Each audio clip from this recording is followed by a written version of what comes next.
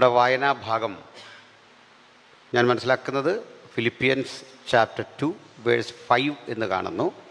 4-5 ഇവ രണ്ടും ഒന്ന് ക്രമമായി വായിച്ചാൽ ഉപകാരമാണ്.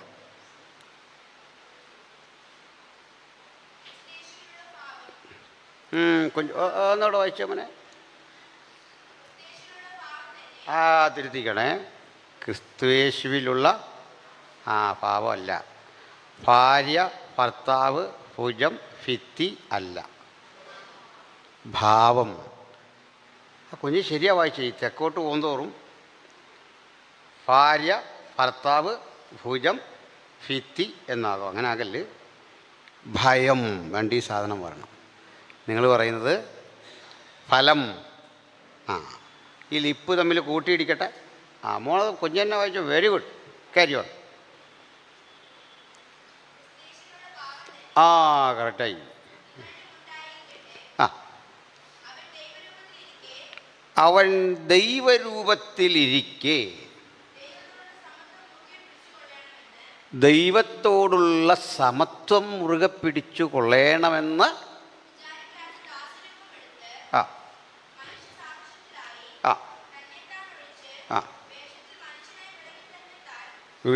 വിളങ്ങി.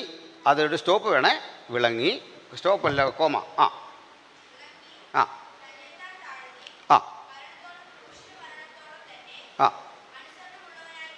മതി. വളരെ മനോഹരമായ ഈ പോർഷനിലൂടെ നമുക്ക് ഒരുമിച്ച് പോകാം. സന്തോഷമല്ലേ? എല്ലാവരും ശ്രദ്ധിച്ചിരിക്കണം.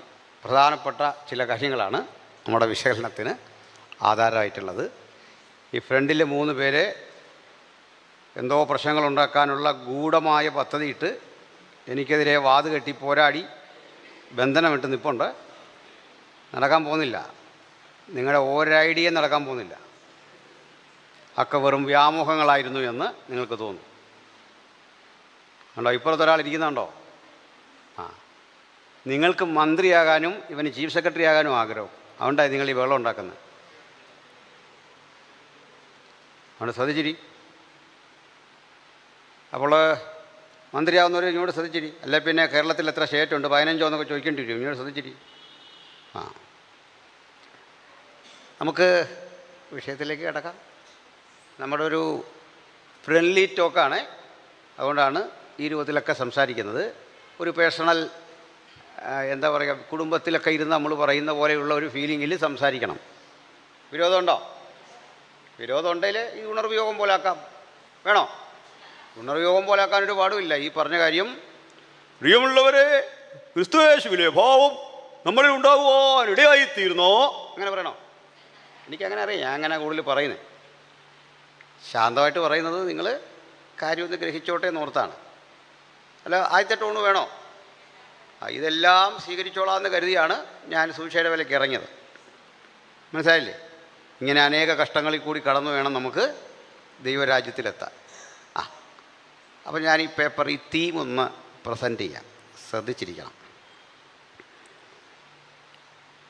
ആദ്യം നമുക്ക് ഫിലിപ്പിയ എന്നറിയപ്പെടുന്ന ഈ സ്ഥലത്തെപ്പറ്റി ഒന്ന് പഠിച്ചെങ്കിലേ ഈ ഉള്ളടക്കം പൂർണ്ണ അളവിൽ ഉൾക്കൊള്ളാനായിട്ട് സാധിക്കുള്ളൂ. ഫിലിപ്പിയ.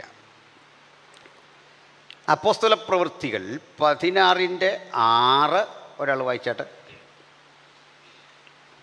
Anyone else? ആർക്കെങ്കിലും വായിക്കാം.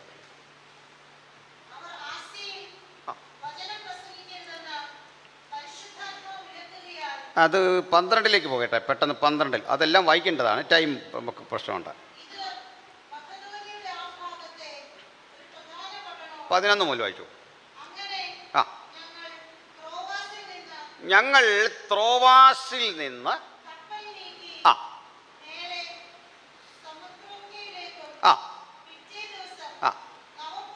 പിന്നെ ഫിലിപ്പിയ. നമ്മുടെ തീമെടുത്ത് എവിടെ നിന്നാണ്? ഫിലിപ്പിയൻസ്. അതിൽ നിന്നാണ് അല്ലേ? ഫിലിപ്പിയയിലേക്ക് ചെന്നു. ദെൻ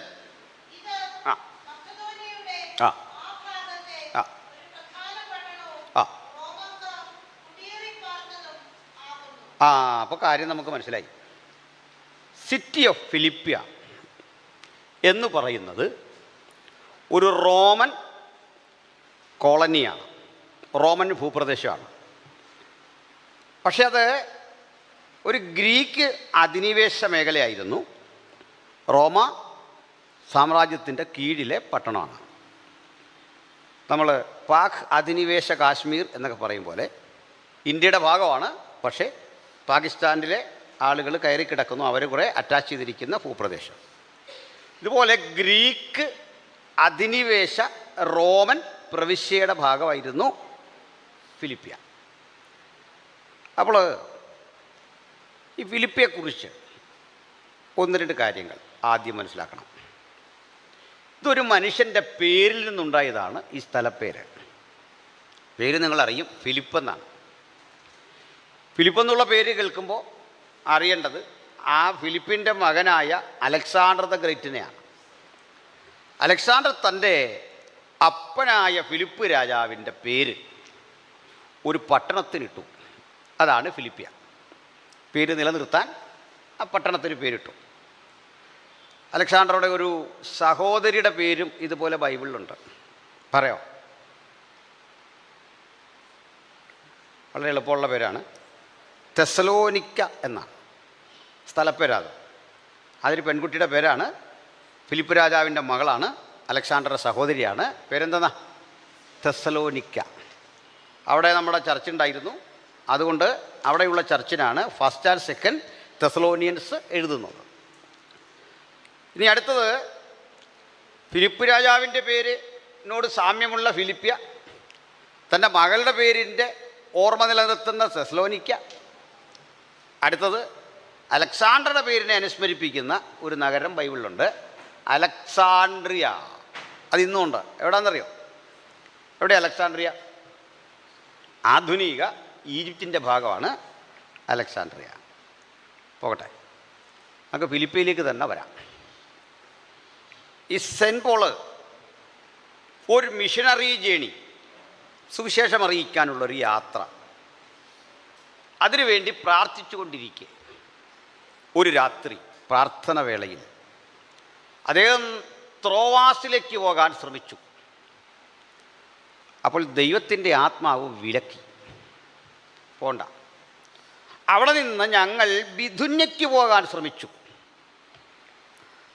ആ രാത്രിയിൽ അദ്ദേഹം ഒരു ദർശനം കണ്ടു. മാസിഡോണിയക്കാരനായ, മലയാളത്തിലെ മക്കതോന്യക്കാരനായ ഒരു പുരുഷൻ രാത്രി ദർശനത്തിൽ പൗലുസിനോട് പറയുന്നു, കടന്നു വന്ന് ഞങ്ങളെ ഒന്ന് സഹായിക്കണം. ആ ദർശനം കണ്ടു. അപ്പോൾ അദ്ദേഹത്തിന് മനസ്സിലായി ഇതെന്താണ്? മാസിഡോണിയയിൽ സുവിശേഷം അറിയിക്കാനുള്ള ദൈവത്തിൻ്റെ നിയോഗമാണ്, അവിടേക്ക് പോകണം. അദ്ദേഹം അങ്ങനെ മാസിഡോണിയയിലേക്കുള്ള യാത്ര ആരംഭിച്ചു. അങ്ങനെ മാസിഡോണിയയിലെത്തി. ആ മാസിഡോണിയൻ നഗരത്തിലെ, ആ മാസിഡോണിയ എന്ന ഭൂപ്രദേശത്തിൻ്റെ പ്രവേശന കവാടമാണ് ഫിലിപ്പിയ. അപ്പോൾ ഫിലിപ്പിയ പട്ടണത്തിൻ്റെ ഒരു പൊതു സ്വഭാവം ഞാൻ പറഞ്ഞുകൊണ്ട് വിശദീകരണത്തിലേക്ക് വരാം. അത് റോമൻ മേഖലയാണ്, ഗ്രീക്കുകാരുടെ അധിനിവേശമുള്ള സ്ഥലമാണ്. ഇപ്പം രണ്ട് കൾച്ചറുകൾ തൊട്ടുരുമിക്കിടക്കുന്ന ഇടമാണ്. അതിർത്തി പ്രദേശത്തൊക്കെ അങ്ങനെയാണ്. കർണാടക അതിർത്തി കേരളം തമ്മിൽ അതിരി പങ്കിടുന്ന കാസർഗോഡ് ജില്ല, അതിന് കന്നഡായുടെയും കേരളത്തിൻ്റെയും ഒരു മിക്സഡ് കൾച്ചറിൻ്റെ ഒരു സ്വഭാവമില്ലേ? അടുത്തടുത്ത് കിടക്കുന്ന സ്ഥലങ്ങൾ തമ്മിൽ ഇല്ലേ? ഉണ്ട്. ഇതുപോലെ ഗ്രീക്ക് കൾച്ചർ. എന്താ ഗ്രീക്ക് കൾച്ചറിൻ്റെ പ്രത്യേകത? അത് വളരെ വികാസം പ്രാപിച്ച നല്ല അറിവുള്ള മനുഷ്യരുടെ സ്ഥലമാണ് ഗ്രീസ് കവികളുടെ, ചിന്തകന്മാരുടെ, കലാവൈഭവമുള്ളവരുടെ, നാടക അഭിനയ പാടവമുള്ളവരുടെ, വൈദ്യശാസ്ത്രത്തിൽ പ്രാവീണ്യമുള്ളവരുടെ ഒക്കെ നാടാണ്. നിങ്ങളിത് പഠിക്കാറുണ്ട് എന്നാണ് എൻ്റെ വിശ്വാസം. മാത്സ് അതിൽ പഠിക്കുന്ന പല കാര്യങ്ങളും, ഫിസിക്സിൽ പഠിക്കുന്ന പലതും ഗ്രീക്കിലാണ്, ഗ്രീക്ക് വേർഡുകളാണ്. കെമിസ്ട്രിയും കുറേയൊക്കെ ഗ്രീക്ക് വരുന്നുണ്ട്. 2πr എന്ന് പഠിക്കില്ലേ? ആ പഠിച്ചോണല്ലേ മന്ത്രിയായി പോവും. ഉദ്ദേശമല്ല, തീരെയല്ല. 2πr πr സ്ക്വയർഡൊക്കെ പഠിക്കില്ലേ? പൈ ഗ്രീക്കാണ്. അതുപോലെ സൈൻ തീറ്റ, കോസ് തീറ്റ, തീറ്റ എന്ന് പറഞ്ഞാൽ അറിയല്ലോ അല്ലേ? ഇതൊക്കെ ഗ്രീക്കാണ്. ഇനി വേറെ ഒന്നുണ്ട്, വൈദ്യശാസ്ത്രം ഇങ്ങനെയാണ്. നമ്മൾ കൊച്ചുകുട്ടികൾക്ക് അസുഖം ഉണ്ടെങ്കിൽ എന്തു ചെയ്യും? കൊച്ചു കുഞ്ഞുങ്ങൾക്ക് അസുഖം വന്നാൽ അവനെടുത്ത് കളയുമോ? ആരെയാ കാണാൻ പോന്നേ? പാസ്റ്ററല്ലേ? ആഹാ, ഞാനടുത്ത് പാസ്റ്റർ എടുത്ത് പ്രാർത്ഥിക്കാൻ പോകുന്നത് സന്തോഷത്തോടെ ഇരിക്കുകയായിരുന്നു. കാണാൻ പോകുന്ന ഡോക്ടർ പീഡിയാട്രീഷ്യൻ അല്ലേ? പൈഡിയ, അത് ഗ്രീക്ക് വേർഡാണ്. അതിൽ നിന്നാണ് പീഡിയാട്രീഷ്യൻ ഉണ്ടാവണേ. സ്ത്രീകൾക്ക് സ്ത്രീജന്യമായ അസുഖങ്ങൾക്കും ആവശ്യകതകൾക്കും പോകുന്ന ഡോക്ടറാണ് ഗൈനക്കോളജിസ്റ്റ്. ഗുനൈ, അതിൽ നിന്നാണ് ഗൈനക്കോളജി ഉണ്ടാകുന്നത്. യേശു തൻ്റെ അമ്മയെ വിളിച്ചു, ഗുനൈ, സ്ത്രീയെ എനിക്കും നിനക്കും തമ്മിൽ എന്ത്. അപ്പോൾ വെളിപ്പാട് പുസ്തകത്തിൽ പറയുക, ഞാൻ ഹൃദയങ്ങളെയും ഉത്ഭൂവുകളെയും ആരായുന്ന ദൈവം. ഗ്രീക്കിൽ കിടക്കുക, ഞാൻ നിൻ്റെ കാർഡിയായും നെഫ്രോണും അറിയുന്ന ദൈവം. മനസ്സിലായില്ലേ? അപ്പോൾ ഇങ്ങനെയൊക്കെയുള്ള വലിയ ചിന്തകളുടെ സ്ഥലമാണ് Greece. Socrates, Plato, Aristotle, Thales, Anaximander, ഇങ്ങനെ അറിയപ്പെടുന്ന ചിന്തകന്മാർ, ഹെറോഡോട്ടസിനെ പോലെയുള്ള ചരിത്രകാരന്മാർ, അതുപോലെ ഹോമറിൻ്റെ കൂട്ടുള്ള കവികൾ ഒക്കെ ജീവിച്ചിരുന്ന സ്ഥലമാണ് അത് ഗ്രീസ്. ആ ഗ്രീസിൻ്റെ സ്വാധീനമുള്ള റോമൻ മേഖല. മനസ്സിലായോ? നിങ്ങൾ പഠിക്കണില്ല. നിങ്ങൾ പഠിക്കാതിരുന്നാൽ ഞാനിതൊരു ഉണർവ്യോഗമാക്കി മാറ്റും. ഉണർവ്യോഗമാക്കിയാൽ പിന്നെ ഇങ്ങനെ നമ്മൾ കൈ വെക്കേണ്ടി വരും. നമ്മൾ കണ്ടില്ലേ, നമുക്ക് കുറച്ച് നേരം ഇങ്ങനെ കൈ വീശി വണ്ടിയുടെ വൈപ്പർ ആടുന്ന പോലെ ആരാധിക്കാം, കുമ്മി അടിച്ച് ആരാധിക്കാം, എന്തെല്ലാം പരിപാടിയുണ്ട്. അങ്ങനെ വേണോ? നമുക്ക് കുറച്ച് നേരം കുമ്മി അടിച്ചാലും എഴുന്നേറ്റ് നിന്ന് ഇങ്ങനെ വേണോ? അപ്പോൾ പ്രബന്ധം ഇല്ല വരും, അതാ കുഴപ്പം. അപ്പോൾ ശ്രദ്ധിച്ചിരിക്കണം, പഠിക്കണം. അപ്പോൾ നമുക്ക് അടുത്ത വിഷയത്തിലേക്ക് പോകാം. ഇനി ഞാൻ റോമക്കാരെ കുറിച്ചുകൂടി ഒരു കാര്യം പറഞ്ഞാൽ വിരസമായ ആ ചരിത്രം അങ്ങ് വിട്ടേക്കാം. പറയട്ടെ. റോമിൽ 3 തരത്തിൽപ്പെട്ട ആളുകളുണ്ടായിരുന്നു. 3 തരത്തിൽപ്പെട്ട ആളുകൾ. പുരാതന റോമിൽ 3 തരം ആളുകളാണ്. അതിൽ 2 പേര് പൗരന്മാരായിരുന്നു, 2 കൂട്ടർ.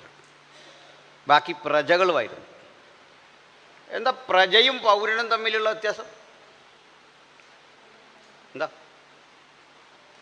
47 മുമ്പ് നമ്മൾ പ്രജകളായിരുന്നു, 47 ശേഷം നമ്മൾ പൗരന്മാരായി. പ്രജ രാജാവിൻ്റെ ഔദാര്യം കാത്ത് കഴിയുന്ന ആശ്രിതനാണെങ്കിൽ, പൗരൻ അധികാരിയെ തിരഞ്ഞെടുക്കുന്ന അധികാരമുള്ളവനാണ് പൗരൻ. അപ്പോൾ നമ്മൾ പൗരനാണ്. അതുകൊണ്ടാണ് നമുക്ക് മുഖ്യമന്ത്രിയെ വിമർശിക്കാം, നമുക്ക് പ്രധാനമന്ത്രിയെ വിമർശിക്കാം, ഇഷ്ടപ്പെട്ടില്ലേ വോട്ടിട്ട് അവരെ പുറത്താക്കി മറ്റൊരാളെ എടുക്കാം. ഇതാണ് പൗരൻ. കേട്ടോ? മറ്റേ പ്രജയാണ്. ശ്രമിക്കണം, നമ്മൾ ഈ പരസ്യമൊക്കെ നടത്തുന്ന ആളുകൾ പ്രസംഗിച്ച് കേൾക്കാറുണ്ട്. ഇന്ത്യ വളരെ ചരിത്ര പ്രാധാന്യമുള്ള പൗരാണികമായ വലിയ പാരമ്പര്യമുള്ളൊരു നാടാണ്. നമുക്കൊരു ചരിത്ര പൗരാണികതയുണ്ട്, പാരമ്പര്യമുണ്ട്. അതുകൊണ്ട് പരസ്യത്തിൽ പറയുന്നവർ പറയും മഹത്തായ ആർഷഭാരത സംസ്കാരം. ഞാനൊരുത്തിനോട് ഇതൊന്ന് പറ, എന്നതാന്ന് കേൾക്കട്ടെ. മഹത്തായ കാര്യം മനസ്സിലാക്കണമല്ലോ, ഒന്ന് പറ. എന്താണ്? 1947 മുമ്പ് നമ്മൾ 570 പരം നാട്ടുരാജ്യങ്ങളുടെ കീഴിലെ വിനീതവിധേയരായ മനുഷ്യരായിരുന്നു. രാജാവിനെതിരെ മിണ്ടിയാൽ തല പോകുന്ന രാജ്യമായിരുന്നു ഇന്ത്യ. നാം ആർജിച്ച എല്ലാ മാറ്റങ്ങളും ആഫ്റ്റർ 1947 ആണ്. പിടികിട്ടിയോ? പണ്ടത്തെ ഇന്ത്യ അല്ല നല്ലത്, ഇന്നത്തെ ഇന്ത്യയാണ്. സന്തോഷമില്ല. ഇന്നത്തെ ഇന്ത്യ നല്ലത്, പഴയ ഇന്ത്യ അല്ല. അതോ പഴയ ഇന്ത്യയാണോ നല്ലേ? ഇന്നത്തെ ഇന്ത്യയാണ് നല്ലത്. ഇന്നാണ് മനുഷ്യന് സ്വാതന്ത്ര്യം പറയാൻ. മറ്റേ നമ്മുടെ തല പോകും, തുറുങ്കിലടയ്ക്കും. അതൊക്കെയാണ്. പോട്ടെ. അപ്പോൾ വിഷയത്തിൽ വരണം, ശ്രദ്ധിച്ചിരിക്കണം. നമ്മുടെ റോമിൽ 3 തരം ആളുകൾ, 2 തരം ആളുകൾ അല്ലേ, പൗരന്മാർ. 2 തരം പൗരന്മാരും അതുകൂടാതെ പ്രജകളും ഉണ്ടായിരുന്നു. ഈ പൗരന്മാരെ വിളിച്ചു 2 പേരിലാണ്. ഒന്ന് പെട്രീഷ്യൻസ്. എങ്ങനെയാ? പെട്രീഷ്യൻസ്. 2 പ്ലീബിയൻസ്. പെട്രീഷ്യനും പ്ലീബിയനും. ഈ പെട്രീഷ്യൻ എന്ന് പറയുന്നത് അതിസമ്പന്നരായ റോമിലെ എലീറ്റ് ക്ലാസ്സാണ്. അരിസ്റ്റോക്രാറ്റിക് ബാക്ക്ഗ്രൗണ്ടിൽ നിന്ന് വരുന്ന എലീറ്റ് ക്ലാസ് ആയിട്ടുള്ള ആളുകളാണ് ശരിക്കും പെട്രീഷ്യൻസ്. അംബാനിയെപ്പോലെ, അദാനിയെപ്പോലൊക്കെയുള്ള, അസിം പ്രേംജിയെ പോലൊക്കെയുള്ള വലിയ വലിയ ആളുകൾ, അതിസമ്പന്നരായ ആളുകൾ. അങ്ങനെ ആരെങ്കിലും ഉണ്ടെന്ന് കൈ ഉയർത്തിക്ക്. ഇവിടില്ലേ അങ്ങനെ ഒരാളും? കണ്ടോ? ഇതാ നമ്മുടെ എല്ലാവരും അവസ്ഥ. പോട്ടെ. 2ാമത്തെ ആളുകൾ എന്ന് പറയുന്നത് സമ്പന്നരാണ്, പക്ഷെ ഇവരോളം വരില്ല, അവരോട് കിടപിടിക്കാൻ വയ്യ. ആദ്യത്തെ ആളുകൾ നാട്ടുരാജാക്കന്മാർക്കും പണം കൊടുത്തു സഹായിക്കാൻ കഴിയുന്ന വിധത്തിലെ രത്നവ്യാപാരികൾ, കപ്പൽ പ്രമാണിമാർ, വലിയ ബിസിനസ്സുകാർ ഒക്കെ ആയിരുന്നു. ഇനി പറയുന്നവരാകട്ടെ കച്ചവടം ചെയ്ത് പണമുണ്ടാക്കുന്ന സമർത്ഥരായ ആളുകൾ തന്നെയാണ്. ഇത്രയും വരില്ല. ആദ്യം പറഞ്ഞ ആളുകൾക്ക് സമൂഹത്തിൽ വലിയ നിലയും വിലയുമായിരുന്നു. അവരെ വെറുതെ പരിശോധിക്കാനോ അവരുടെ യാത്ര തടസ്സപ്പെടുത്താനോ ക്വസ്റ്റ്യൻ ചെയ്യാനോ അറസ്റ്റ് ചെയ്യാനോ ഒന്നും പറ്റില്ല. ഭയങ്കര പാടാണ്, നിയമമില്ല. ഇതായിരുന്നത്. ഈ 2ാമത് പറഞ്ഞ ആളുകൾക്കും ക്രമേണ ഈ 1ാം നിര പൗരത്വം കിട്ടും. വഴി എന്താണെന്നറിയണ്ടേ? നിങ്ങൾ ഒരു റോയൽറ്റി ഇനത്തിലൊരു തുക കൊടുക്കണം രാജാവിന്. ദെൻ യു വിൽ ഗെറ്റ് പെട്രീഷൻ എന്ന ആ സിറ്റിസൺഷിപ്പ്. ഇതാണ് അതിൻ്റെ രീതി. ഇനി ബൈബിളിലേക്ക് വരാൻ നമ്മൾ കാണുന്നു, പൗലോസ് ലീഹയെ വിചാരണ ചെയ്യുന്ന ഒരു കോടതി പറയാണ്. പൗലോസ് പറയാണ്, റോമപൗരനായ തന്നെ വിചാരണ കൂടാതെ അടിക്കുന്നത് വിഹിതമോ? ഇപ്പോൾ പൗലോസ് ആരായിരുന്നു? ആ പെട്രീഷനായിരുന്നു. ആൾ ചില്ലറ പുള്ളിയല്ല. അപ്പോൾ അവിടെ ഇരുന്ന മജിസ്ട്രേറ്റ് പറഞ്ഞു, അയ്യോ അങ്ങ് റോമാ പൗരനെന്ന് ഞാൻ അറിഞ്ഞില്ല, ഞാനത് ഏറിയ മുതൽ മുടക്കി ദ്രവ്യം കൊടുത്തു വാങ്ങി. പുള്ളി ആരായിരുന്നു? പ്ലീബിയൻ. ഇപ്പോൾ ആരായി? പെട്രീഷൻ. പണം കൊടുത്തു വാങ്ങിയതാണ്. അപ്പോൾ സെയിൻറ്റ് പോളിൻ്റെ മറുപടി ആ മനുഷ്യനെ അല്പം വിഷമിപ്പിക്കും. അങ്ങ് പണം കൊടുത്തു വാങ്ങിയെങ്കിൽ ഞാനോ അങ്ങനെ തന്നെ ജനിച്ചിരിക്കുന്നു. ബാക്ക്ഗ്രൗണ്ട് മനസ്സിലായോ? ആ, ഇനി അടുത്തൊരു കൂട്ടർ ഡൂലോസ് എന്ന് പറയും. അടിമകളാണ്. ഡൂലോസ് ബഹുവചനം ഡൂലോയ് ഏതാണ്? ഡൂലോസ് ഏകവചനമാണ്. ഇത് നിങ്ങൾ കേട്ടിട്ടുണ്ടാകും, ഡൂലോസ് എന്നല്ലേ. എവിടെയാണ് കേട്ടേക്കുന്നത്? എന്തോ മിക്കവാറും ഈ ബൈബിൾ കോളേജുകളുടെയൊക്കെ പേര് ഡൂലോസ് എന്നാണല്ലേ. ബൈബിൾ കോളേജിൽ ഇടാൻ പറ്റിയൊരു പേര് തന്നെയാണ്, വളരെ അർത്ഥവത്തായൊരു പേരാണ്. എന്താ? ഡൂലോസ്, അടിമയെന്നതിൻ്റെ അർത്ഥം. അപ്പോൾ ഈ ഡൂലോസ് എന്ന് പറയുന്ന അടിമകൾ ഈ പെട്രീഷ്യൻ്റെയും പ്ലീബിയൻ്റെയും ഉടമസ്ഥതയിൽപ്പെട്ട ആശ്രിത പ്രജകളായിരുന്നു. അപ്പോൾ ഒരുവന് 50 അടിമയുണ്ടെന്ന് കേട്ടാൽ ആൾ വലിയ സമ്പന്നനാന്നാ. 100 എന്ന് കേട്ടാൽ കുറെ കൂടെ. അപ്പോൾ ഇങ്ങനെ കന്നുകാലിയെ വാങ്ങുന്ന പോലെ ഇവരെ മേടിച്ചു കൂട്ടും. അല്പം കഴിയുമ്പോഴാണ് ഒരു ഭവിഷ്യത്ത് അറിയുന്നത്. ഇപ്പം പ്രായമായി കഴിഞ്ഞാൽ ജോലി ചെയ്യാൻ വയ്യ, ഭക്ഷണം കൊടുക്കുകയും വേണം. 50 അടിമയുണ്ട്, ഭക്ഷണം കഴിക്കാമെന്ന് വിചാരിച്ചാൽ ആത്മാർത്ഥമായിട്ട് കഴിച്ചു പോയാൽ പണി തീർന്നു. മനസ്സിലായില്ലേ? ആകെ വിഷമാവും. ഇവർക്കൊരു ഒഴിവാക്കാനൊരു പണിയും. ദൂരെയുള്ള ഈ സമുദ്രത്തിൻ്റെ ഉള്ളിലുള്ള വലിയ ദ്വീപുകളിലേക്ക് കൊണ്ടുപോയിട്ട് കൽക്കരിക്കനി കാണും. അവിടെ ഈ കൽക്കരികൾ ശേഖരിക്കുന്ന ജോലിക്ക് അവിടെ പണിക്ക് കൊണ്ടുപോയിട്ട് അവിടെ തട്ടിയിട്ട് പോരും. പണിയെടുക്കണം. ഇടയ്ക്ക് ഭക്ഷണം കൊണ്ട് കൊടുക്കും കപ്പലിൽ. അതേ കപ്പലിൽ സാധനം കൊണ്ടുവരും. ഭക്ഷണം കിട്ടിയാലായി, ഇല്ലെങ്കിലായി അവിടെ വീണ് മരിക്കും ഭൂരിപക്ഷ കേസുകളിൽ. അങ്ങനെ അടിമകൾ ഈ രൂപത്തിൽ മരിക്കുന്നതും അരക്ഷിതാവസ്ഥയൊക്കെ കണ്ട് കുഞ്ഞുങ്ങൾക്കിടയിൽ വലിയൊരു ദുഃഖം. അപ്പൻ പോയി, പിന്നെ വരികയില്ല തിരിച്ച്, ശവം പോലും കിട്ടൂല. ക്രമേണ ഇങ്ങനെയാണ് നമ്മുടെ പത്മോസ് ദ്വീപൊക്കെ ഇത്തരം ആളുകളെ കൊണ്ടിടുന്നായിരുന്നു, യോനാനെ ഇട്ട സ്ഥലം. ക്രമേണ അടിമകൾക്കിടയിൽ കുറ്റകൃത്യം പെരുകി, ഭയങ്കര ക്രൂരന്മാരായിട്ട് അവർ മാറി. സ്ഥലം കിട്ടുമ്പോഴൊക്കെ യജമാനനെ ഉപദ്രവിക്കും, യജമാന സ്ത്രീകളോട് മോശമായി പെരുമാറും, കൊള്ളയടിക്കും. ഇങ്ങനെ റോമിലെങ്ങും അരക്ഷിതാവസ്ഥ തലപൊക്കി. കലാപകാരികൾ റോമിലെങ്ങും ഉണരുമ്പോൾ ആ നാടിൻ്റെ സാമൂഹ്യ പശ്ചാത്തലം നിങ്ങൾക്ക് മനസ്സിലാകും എങ്ങനെയെന്ന്. തെരുവിലെങ്ങും അലർച്ചയും ബഹളവും, കള്ളച്ചൂതുകളിയും മദ്യപാനവും ഏറ്റുമുട്ടലും വിപ്ലവ ശബ്ദങ്ങളും അടിപിടിയും കൊണ്ടുള്ള ആ വലിയ പ്രതിഷേധ സ്വരങ്ങൾ. അപ്പുറത്ത് സമ്പന്നനായ പെട്രീഷ്യൻ കൂടുതൽ പണത്തിന് വേണ്ടിയുള്ള വിലപേശലിൽ ബിസിനസ് ഉണ്ടോന്നോ, പ്ലീബിയനാകട്ടെ പണം കൊടുത്ത് പെട്രീഷ്യനാകാനുള്ള ശ്രമം നടത്തുന്നു. ആ ശ്രമങ്ങൾക്ക് നടുവിൽ ഒരു മനുഷ്യൻ ഈ സ്ഥലത്തേക്ക് വന്ന് ഞങ്ങളെ ഒന്ന് സഹായിക്കണം എന്ന് പറയുക. ഇതാ ദർശനം. മനസ്സിലായോ?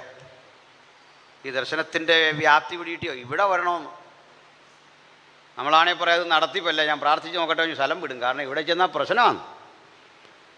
കംഫർട്ട് സോണുകൾ തിരയുന്ന നമുക്ക് ഇത് പ്രോബ്ലമാണ്. ഇവിടെ വരണം, ഞങ്ങളെ ഒന്ന് സഹായിക്കണം. ഇതാണ് കേട്ടത്. മക്കതോനിയിൽ നിന്നൊരു പുരുഷൻ വന്നിട്ട് എന്താ വിളിച്ചത്? വരണം, ഞങ്ങളെ ഒന്ന് സഹായിക്കണം. ഈ മാസിഡോണിയന്മാർ പൊതുവെ അവരുടെ ഒരു സവിശേഷത,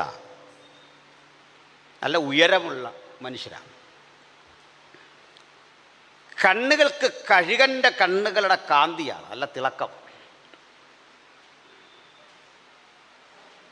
മുടി ചെമ്പിച്ചതും റോസ് നിറം കലർന്നതുമാണ്. നല്ല ഗോതമ്പ് നിറമുള്ള ത്വക്കാണ്. സുമുഖന്മാരാണ് അവർ. അപ്പോൾ ഇങ്ങനൊരു മനുഷ്യനെ ദർശനത്തിൽ കണ്ടത്, വന്ന് ഞങ്ങളെ ഒന്ന് സഹായിക്കണം. അതുകൊണ്ടാണ് മനസ്സിലായത് മാസിഡോണിയനാണെന്ന്. ഇപ്പം മനസ്സിലായോ? നമ്മൾ ഒരു പാശ്ചാത്യനെ സ്വപ്നം കണ്ടു എന്ന് പറഞ്ഞാൽ അത്ഭുതമില്ല. കാരണം നമ്മുടെ പ്രകൃതം അല്ല അയാളുടെ. ഇതേ വിധത്തിൽ മാസിഡോണിയിൽ നിന്നൊരു പുരുഷൻ പറഞ്ഞു, വന്ന് ഞങ്ങളെ സഹായിക്കണം.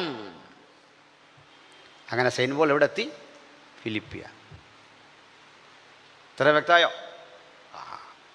നമ്മൾ ഫിലിപ്പിയ എന്നുള്ള ഒരൊറ്റ ഇത് പറഞ്ഞു പോകണേ, ശ്രദ്ധിക്കണം. ഫിലിപ്പിയിലേക്ക് പൗലുസെത്തി. കൂടെ ആരൊക്കെ ഉണ്ട് അറിയോ? പൗലുസിൻ്റെ ഒരു സ്നേഹിതൻ ശീലാസ് ഉണ്ട്.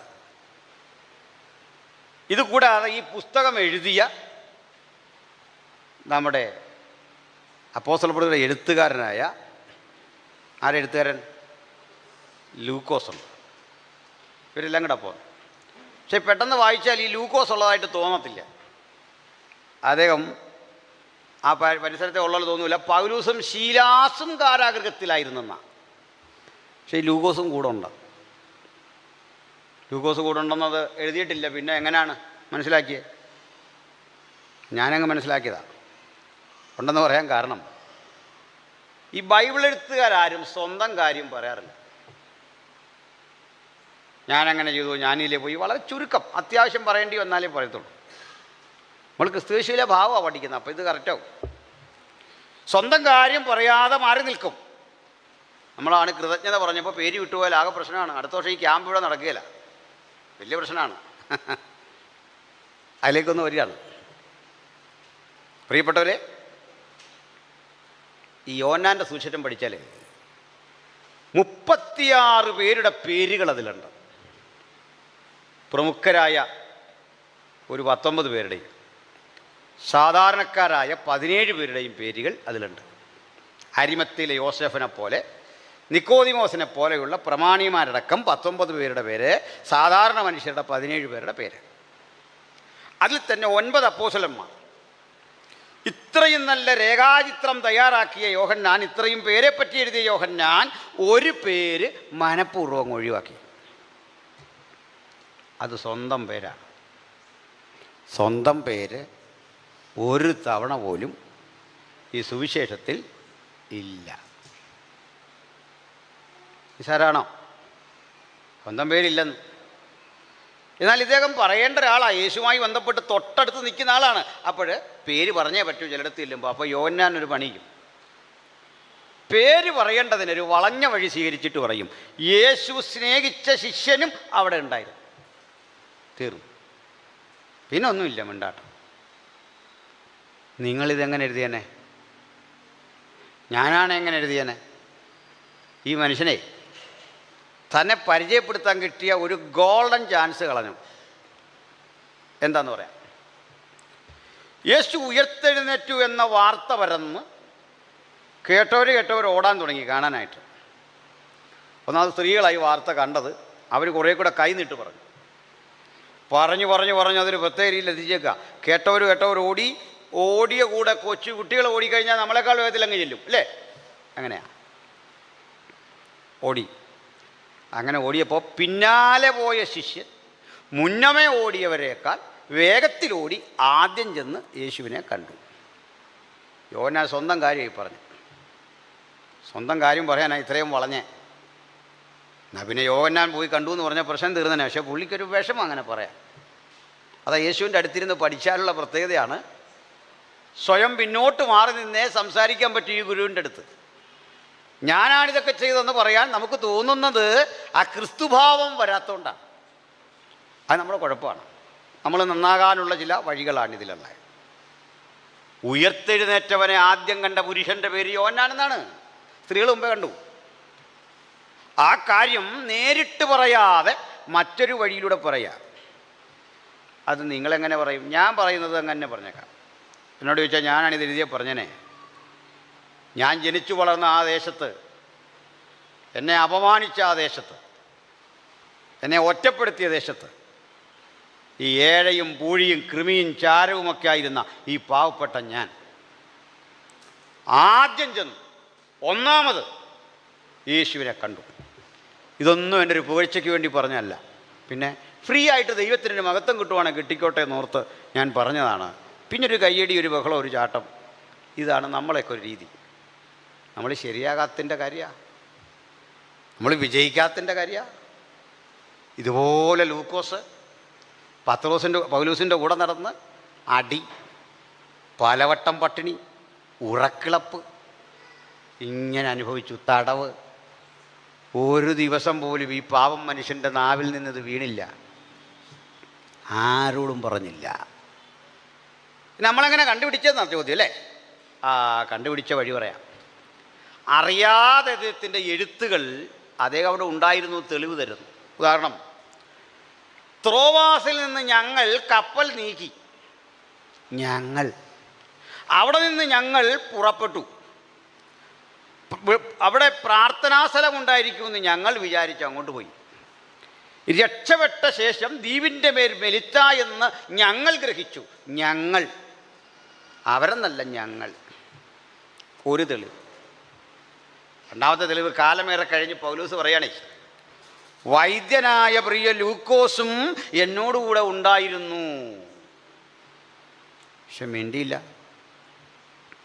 അപ്പം ക്രിസ്തുവിനോട് ചേർന്നവൻ്റെ ഏറ്റവും വലിയ പ്രത്യേകത സ്വയം ചുരുങ്ങാനും യേശുവിനെ ഉയർത്താനും കിട്ടുന്ന ഒരവസരം അവർ കളയില്ല.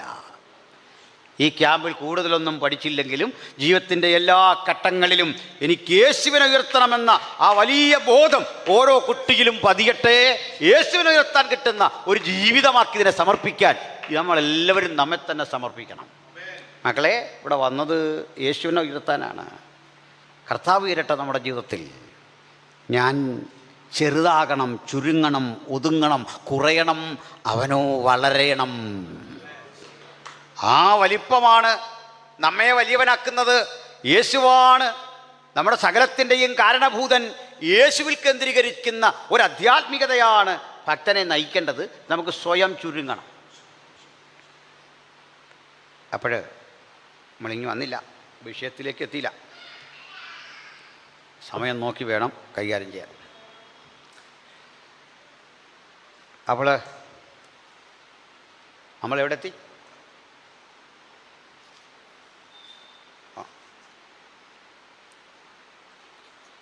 നമ്മളെവിടെ എത്തി? സ്ഥലം എവിടെ എത്തിയേ? അപ്പോൾ അതൊന്ന് ക്ലോസ് ചെയ്യുക. അപ്പോഴേക്കും നമുക്ക് ചായക്കുള്ള ഇൻ്റർവെല്ലുണ്ട്, അങ്ങോട്ട് മാറാം. ഈ ഫിലിപ്പീനിലെത്തിയെന്നാണ് പറഞ്ഞല്ലേ. അപ്പോൾ ഈ മനുഷ്യനിങ്ങനെ പോവാ. അപ്പോൾ ഒരു സഹോദരിയെ പരിചയപ്പെട്ടു. അവളുടെ പേര് ലുദിയ എന്നാണ്. പേരുകൊണ്ട് ഇതൊരു യഹൂദ സ്ത്രീയാണ് എന്ന് മനസ്സിലാവുന്നു. അവിടെ ഒന്ന് പാർത്താണ്. അപ്പം നമുക്ക് പേരുകൊണ്ട് ചില ആളുകൾ ഏത് പശ്ചാത്തലത്തിൽ നിന്ന് വന്നെന്ന് അറിയാൻ പറ്റിയല്ലേ. മലയാളിയാണോ തമിഴനാണോ തെലുങ്കാണോ എന്നൊക്കെ ഇവിടെ പഠിക്കുന്ന പിള്ളേരെയൊക്കെ നമ്മൾ പരിചയപ്പെട്ടു വന്നാൽ അവനേത് സ്റ്റേറ്റാണെന്ന് മനസ്സിലാകത്തില്ലേ, ഏത് നാട്ടുകാരെന്ന് മനസ്സിലാവും ഇല്ലേ? ഇല്ലെന്നാണോ പറയുന്നത്? ഞാനെൻ്റെ ജീവിതത്തിൽ ഇതുവരെ കുഞ്ഞോളെന്ന പേരുള്ളൊരു മദാമെ ഇന്ന് വരെ കണ്ടിട്ടില്ല. നമുക്കിന്നൊരു മിഷണറി പ്രസംഗിക്കാനുണ്ട്, അച്ഛൻ കുഞ്ഞ്. കേട്ടിട്ടുണ്ടോ? മാത്തുക്കുട്ടി എന്ന് പറഞ്ഞൊരു സായിപ്പിനെ ഞാൻ ഇതുവരെ കണ്ടിട്ടില്ല. നിങ്ങളാരും കണ്ടിട്ടുണ്ടോ? ഇല്ല. മുംബൈ മഹാനഗരത്തെ കിടുകിട വിറപ്പിച്ച ഒരു അധോലോക ഗുണ്ട സാബു എന്നാ പേര്. അതോടെ ഗ്ലാമർ പോയില്ലേ? ഇതിനെല്ലാം ചേരുന്ന പേരുണ്ട്, ഗുണ്ടയ്ക്ക് ചേരുന്ന പേരുണ്ട് ഇല്ലേ? അപ്പോൾ അതിനല്ലെങ്കിൽ അതിൻ്റെ ഒരു പഞ്ച് കിട്ടുകയല്ല, അതുകൊണ്ട് പറഞ്ഞാൽ അതൊരു പൊതു ധാരണ, അതുകൊണ്ടാണ്. മനസ്സിലായോ? ഇനി സാബു എന്ന് പേരുണ്ട്. ഒരു ഗുണ്ടയാകണമെങ്കിൽ വല്ല കൊട്ടാരക്കര പോലെ ചെറിയ സ്ഥലങ്ങളിൽ അവന് റേഞ്ചുള്ള. മുംബൈ പോയാൽ അവരെ സമ്മതിക്കുമോ? അതിന് പറ്റിയ പേര് വേണം, അത്തരം പേരാ വേണ്ട. എന്ന് പറഞ്ഞ പോലെ ലുദിയ എന്നുള്ള പേര് കേൾക്കുമ്പോൾ എന്താ മനസ്സിലായി? ആൾ ജൂ ആണ്. അവൾ വന്നു പാർക്കുന്ന ഒരു സ്ത്രീയാണ്, തുയത്തൈര പട്ടണക്കാരത്തിയാണ്. ജോലി എന്താ? ടെക്സ്റ്റൈൽസ്. സമ്പന്നയായൊരു സ്ത്രീയാണ്. അവൾ പ്ലീബിയനാണ്. ലക്ഷണം കണ്ട് മനസ്സിലാകുന്നത് രണ്ടാം നിര പൗരത്വമുള്ള ആളാണ്, സമ്പന്നയാണ്. അവൾ രക്ഷിക്കപ്പെട്ടു. വീട്ടിൽ ചർച്ച തുടങ്ങി. അടുത്തത് അവിടെ വലിയ കുഴപ്പമില്ലാക്കി ഇങ്ങനെ പോയിക്കൊണ്ടിരിക്കുമ്പോൾ അടുത്ത ദിവസം ഇവർ യോഗത്തിന് പോവാം. അപ്പോൾ ഒരു സഹോദരി ദൂത് പറഞ്ഞു. എന്താ ദൂത്? ഇവർ അത്യുന്നതനായ ദൈവത്തിൻ്റെ ദാസന്മാരെന്തിനു വന്നാ? രക്ഷാമാർഗം നിങ്ങളുടെ അറിയിക്കാൻ. ഇപ്പോൾ ഇവൾ ഈ പറഞ്ഞ ദൂതിൽ എന്തെങ്കിലും കംപ്ലൈൻ്റ് ഉണ്ടായിരുന്നോ? ചിലരെങ്ങനെയാണ്, ദൂത് കറക്റ്റായിരിക്കും, അവർ ശരിയായിരിക്കില്ല. പറയുന്നതെല്ലാം കറക്റ്റായിരിക്കും, പക്ഷെ ആൾ ശരിയായിരിക്കില്ല. നിങ്ങളുടെ വീടിൻ്റെ അവിടെ തെക്കോട്ട് മാറി ഒരു പ്ലാവ് നിൽപ്പുണ്ടോ? കൊട്ടാരക്കര നമുക്കിത് അധികം ഒന്നും പറയാൻ പറ്റില്ല, അതാ വേറെ സത്യം. പുറത്തോട്ട് ഇത് ലൈവും പോകുന്നുണ്ട്, അതാ നമുക്ക് തിരിച്ചു പോകേണ്ട സ്ഥലമായത്. മനസ്സിലായില്ലേ? ഈ കൃത്യം നമ്മുടെ പേരും എല്ലാം വിളിച്ച് സംസാരിക്കുന്ന തരത്തിലെ നല്ല ISI മുദ്രയുള്ള ആളുകൾ പാർക്കുന്ന ഇടമാണ് ഈ പരിസരം എന്നൊക്കെ പറയുന്നത്. അതുകൊണ്ട് ഒത്തിരി ഞാൻ പറയുന്നില്ല, പോകുന്നില്ല അങ്ങോട്ടൊന്നും. അപ്പോൾ ദൈവം ഈ പേര് പറയുന്നൊന്നുമല്ല കേട്ടോ, അതാ അവരുടെ സത്യം. അങ്ങനെ ധരിക്കില്ല. ദൈവത്തിന് നമ്മുടെ പേരൊക്കെ വിളിച്ചൂടെ? ദൈവം നമ്മുടെ പേര് വിളിക്കല്ലേ? നമ്മുടെ പേരറിയാം, നമ്മൾ വളർത്തുന്ന കന്നാലിയുടെ പേരറിയാം. ശരിക്കും പറയാം, കന്നാലിക്കുട്ടിയുടെയും കുഞ്ഞാലിക്കുട്ടിയുടെയും എല്ലാം പേര് ദൈവത്തിനറിയാം. He can call anybody else അല്ലേ? ആരെയും വിളിക്കാം. പക്ഷെ അതിങ്ങനെ 10-500 പേര് കുഴിക്കുന്നിടത്ത് മനോജ് മനോജ് മനോജ് ഇപ്പോൾ നിനക്ക് സൗഖ്യം കയറിവാ. ഈ വന്നിരിക്കുന്നവർക്കിടയിൽ ഉദരസംബന്ധമായ രോഗത്താൽ ഭാരപ്പെടുന്ന ഡെയ്സി എന്നൊരു സഹോദരിയുണ്ട്, എഴുന്നേറ്റ ഇപ്പോൾ വിടുതല. ഇതൊന്നും അല്ല കളി. ഇനിയും ചില ആളുകളെ സംബന്ധിച്ചിടത്തോളം ഈ പേര് വിളിക്കുന്ന ചില മഹാരഥന്മാർ ഇത് ഒറ്റയടിക്ക് പറയുകയല്ല, ഡിമാൻഡ് കുറയാതിരിക്കാൻ വേണ്ടി. ഈ പെട്ടെന്ന് കയറിയൊരു പേര് പറഞ്ഞാൽ അത് ഒരു സുഖമില്ല. അതുകൊണ്ട് ഇദ്ദേഹം ഇത് പ്രാപിച്ചു പറയുന്നു എന്ന് തോന്നണം. അതുകൊണ്ട് ഇങ്ങനെ വിഷമിച്ചൊരു പേര് പിടിച്ചെടുത്ത് ഈ ദൂതിഞ്ഞോട്ട് വരാൻ പാടാണ്. അതുകൊണ്ട് ഈ തടസ്സമൊക്കെ വെട്ടിമാറ്റി ഈ പേരിങ്ങനെ വലിച്ച് പിടിച്ച് നമുക്ക് എടുത്തു തരിക. ഈ റേഞ്ചില്ലാത്ത മൊബൈലിൽ സംസാരിക്കുന്ന പോലെ ഈ പേര് പെട്ടെന്ന് പറയല. ഉദാഹരണം, നിങ്ങളുടെ പേര് ബേബിച്ചൻ എന്നാണെങ്കിൽ ചുമ്മാ കയറി ബേബിച്ചൻ എന്നൊരാൾ ഇവിടെ ഉണ്ട് എന്ന് പറഞ്ഞാൽ ഡിമാൻഡില്ല. എന്ത് പറയും? Bay bay bay bay baby baby baby baby Babychan baby. മനസ്സിലായോ? ഇത്തരം പൂണ്ട കക്ഷികൾ ഒരു 10-50 കിലോമീറ്റർ റേഡിയസിൽ പലയിടത്താട്ടൊക്കെ ഉണ്ട്. ഇതേ ആത്മാവ് ഭരിക്കുന്ന, ദുരാത്മാവ് ഭരിക്കുന്ന ഒരു സ്ത്രീ, അവൾ ദൂത് കൃത്യം പറഞ്ഞു. അവിടെ ദൂത് ശരിയായിരുന്നു, അവൾ ആള് ശരിയല്ലായിരുന്നു. നമ്മുടെ ഇന്നത്തെ പ്രശ്നം ആള് ശരിയാണോ എന്നുള്ള വിഷയമല്ല, ദൂത് ശരിയായാൽ മതി. ഈ ഒരു കഴുത പ്രവചിച്ചിട്ടുണ്ട് ബൈബിളിൽ, അല്ലേ? ഈ കഴുതയ്ക്ക് എന്ത് പറ്റിയത് ഞാനിങ്ങനെ പഠിച്ചുകൊണ്ടിരിക്കുക, ഇന്നുവരെ ഉത്തരം കിട്ടിയിട്ടില്ല. എനിക്കൊന്ന് പിറ്റേന്ന് ചത്തുപോയി കാണും. കാരണം ഇത് ബാക്കിയുണ്ടെന്നറിഞ്ഞാൽ പിറ്റേ ദിവസം പോലെ പ്രോഗ്രാം ആയിരിക്കും. റവറണ്ട് കഴുത ഇന്ന് പുത്തിരിക്കണ്ടം മൈതാനത്ത്, യജമാൻ അതിനെയും കൊണ്ട് ഇവിടെ വരുന്നു. അത് കഴിഞ്ഞ് അതിനെക്കൊണ്ട് കോട്ടയത്ത് നാഗമ്പടം മൈതാനി, ഇങ്ങനെ പോയിക്കൊണ്ടിരിക്കും. ഈ ഫ്ലക്സിലൊക്കെ നമ്മുടെ ഫോട്ടോ എഴുതുന്നതിന് പകരം കഴുതയുടെ ഫോട്ടോ വെക്കും. കാരണം എന്താ? അതിൻ്റെ ദൂത് കറക്റ്റ് അതാ. അപ്പോൾ ദൂത് മാത്രം കറക്റ്റായി പോരാ, ആളും കറക്റ്റാകണം. നല്ല ദൂതാണെന്ന് കരുതി ക്രിസ്തുയേശുവിലെ പാവം പഠിച്ചു, നല്ല ദൂതാണെന്ന് കരുതി എല്ലാ ആത്മാവിനോടും കൈകെടുത്തു പോകാൻ ആത്മനിറവുള്ളവർക്ക് സാധിക്കില്ല. അവർ വിവേചിച്ചേ പറ്റൂ. ഭേദാഭേദങ്ങളെ വിവേചിച്ച് അവർക്ക് മുമ്പോട്ട് പോകാൻ പറ്റൂ. അതെങ്ങനെ കണ്ടുപിടിക്കുന്ന ഞങ്ങളുടെ ചോദ്യം, അല്ലേ? കണ്ടുപിടിക്കാൻ വഴിയുണ്ട്. ഇങ്ങോട്ടൊക്കെ വരാം. നിങ്ങൾ ചോദ്യം വരുമ്പോൾ അതൊക്കെ നമുക്ക് ചർച്ച ചെയ്യാം. നിങ്ങൾ ചോദിക്കണം, ചോദിക്കാതിരിക്കില്ല കേട്ടോ. Next case. അപ്പോൾ അവളെ നമ്മൾ കണ്ടത് അവൾ യജമാനന്മാർക്ക് ലാഭം വരുത്തുന്ന ഒരടിമ സ്ത്രീയാണ്, ഭാവി പ്രവചിക്കുന്ന അടിമ സ്ത്രീയാണ്. അവൾ ഡൂലോസാണ്. അവൾ രക്ഷിക്കപ്പെട്ടപ്പോൾ നാടെല്ലാം ഇളകി, പൂരം അടിയായി. ഈ പൗലോസിന് ദർശനത്തിൽ ഈ അടി കിട്ടുന്ന രംഗം വല്ലതും കണ്ടായിരുന്നോ? ഇല്ല. കണ്ടത് ഒരു പുരുഷൻ നിന്ന് വിളിക്കുന്ന. ഇപ്പോൾ കാണുന്നത് ഒരു സ്ത്രീ രക്ഷിക്കപ്പെട്ടപ്പോൾ പിടിച്ചുകൊണ്ട് ഇവരെ തല്ലും കൊടുത്ത് നാട്ടുകാർ ഒരുമിച്ച് കൂടിയിട്ട് നേരെ പിടിച്ച് അകത്ത് ജയിലിലിട്ടു. ഇതൊരു ദർശനത്തിൽ എവിടെയെങ്കിലും കിട്ടിയിരുന്നെങ്കിൽ നമ്മൾ രക്ഷപ്പെട്ടേനെ. ഇതെല്ലാം ഞാൻ നേരത്തെ കണ്ടതാന്ന് പറഞ്ഞ് അവിടെ കിടക്കാറുണ്ട്. അതുകൊണ്ടൊന്ന് ഓർത്തോളൂ, ദർശനം വസ്തുതാപരമാണ്, അതിലേക്കുള്ള വഴി എളുപ്പമല്ല. വാഗ്ദത്തം ദൈവത്തിൻ്റെതാണ്, വഴി സങ്കീർണമാണ്, അത് റിസ്ക് ഉള്ളതാണ്. ഇപ്പോൾ ജയിലിൽ അവർ കിടക്കുന്നു. ജയിലെന്നൊക്കെ കേട്ടപ്പോൾ നിങ്ങൾക്കൊരു പ്രയാസം വരാത്തതിൻ്റെ കാരണം നിങ്ങൾ ഈ ഇന്ത്യൻ ജയിലുകളാണ് ഓർക്കുന്നത്.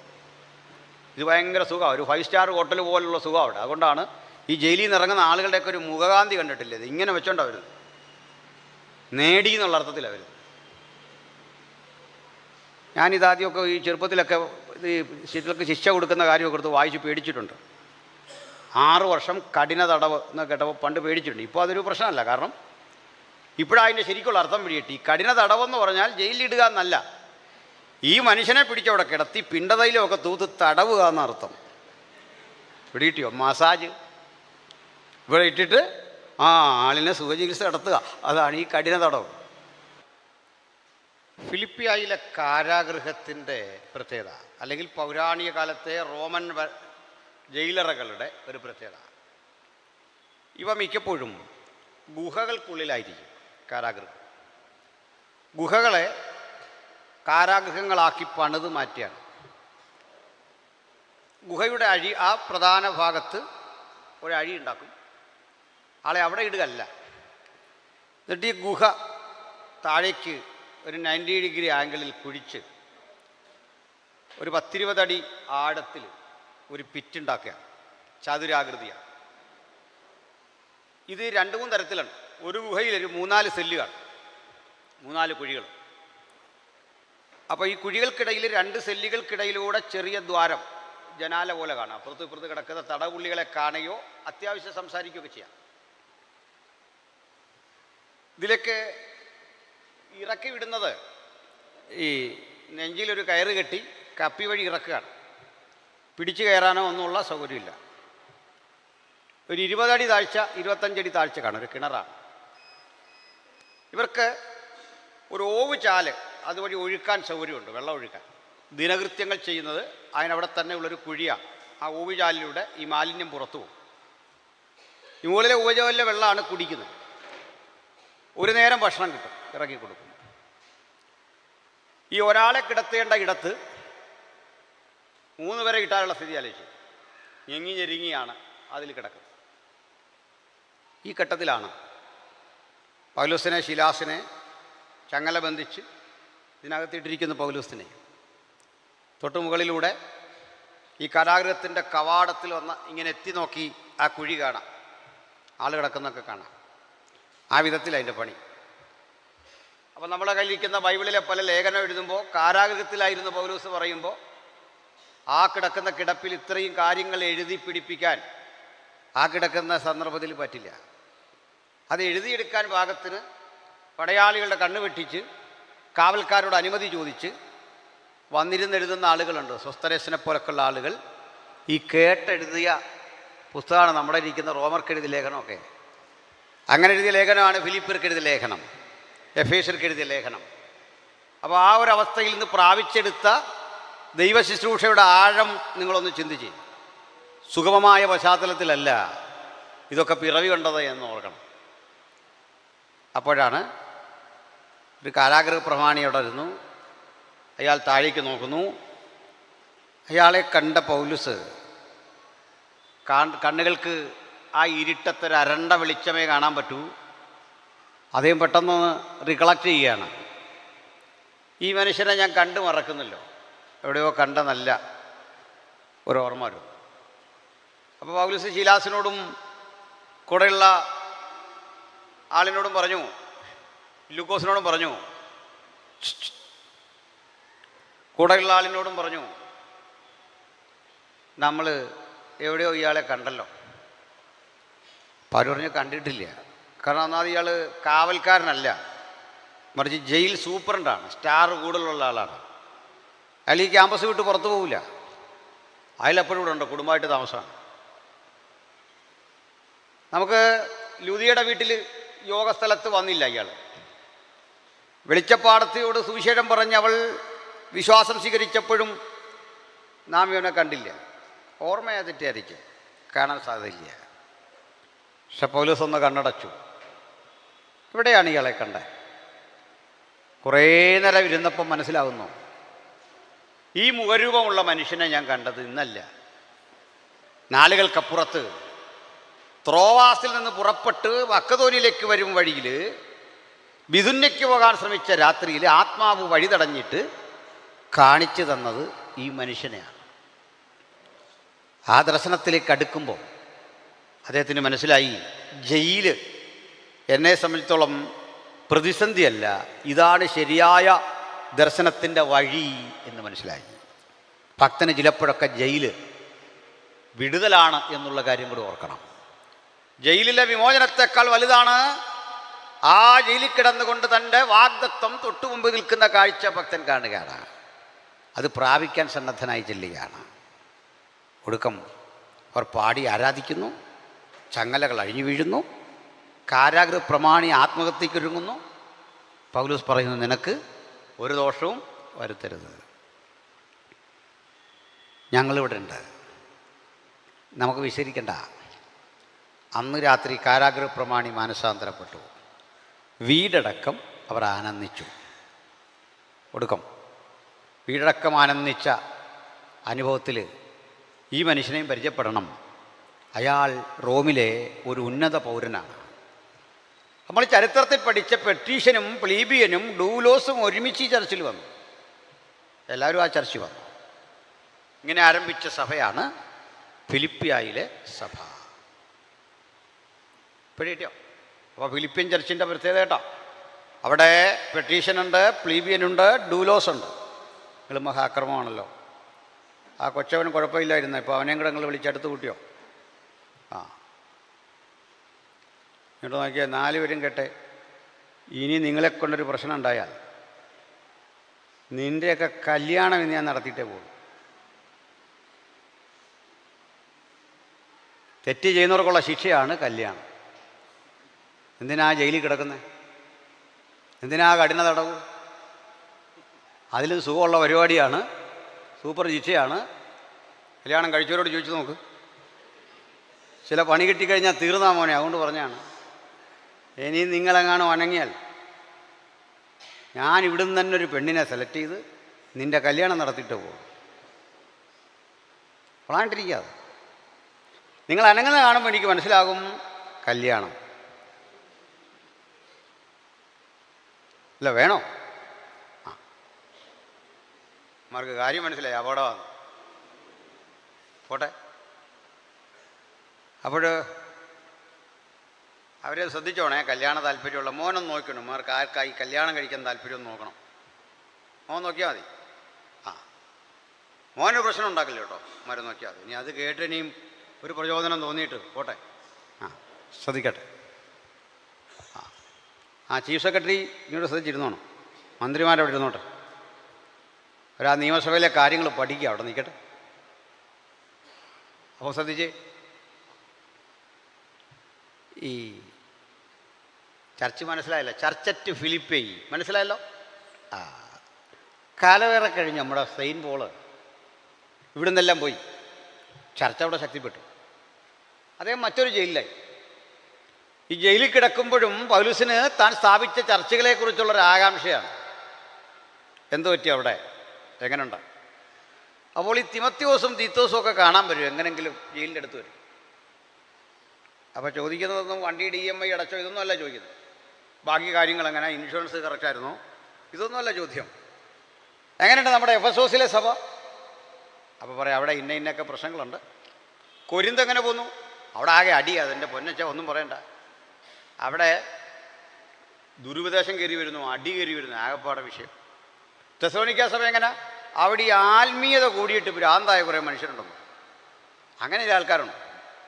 ചില ആൾക്കാർക്ക് ഈ ആത്മീയത കൂടിക്കഴിഞ്ഞാൽ ഒരുതരം ഭ്രാന്ത് പോലെ വന്നിട്ട് നമുക്ക് സഹിക്കാൻ പറ്റിയല്ല. അതാ കാര്യം, ഭയങ്കര പാടാണ്.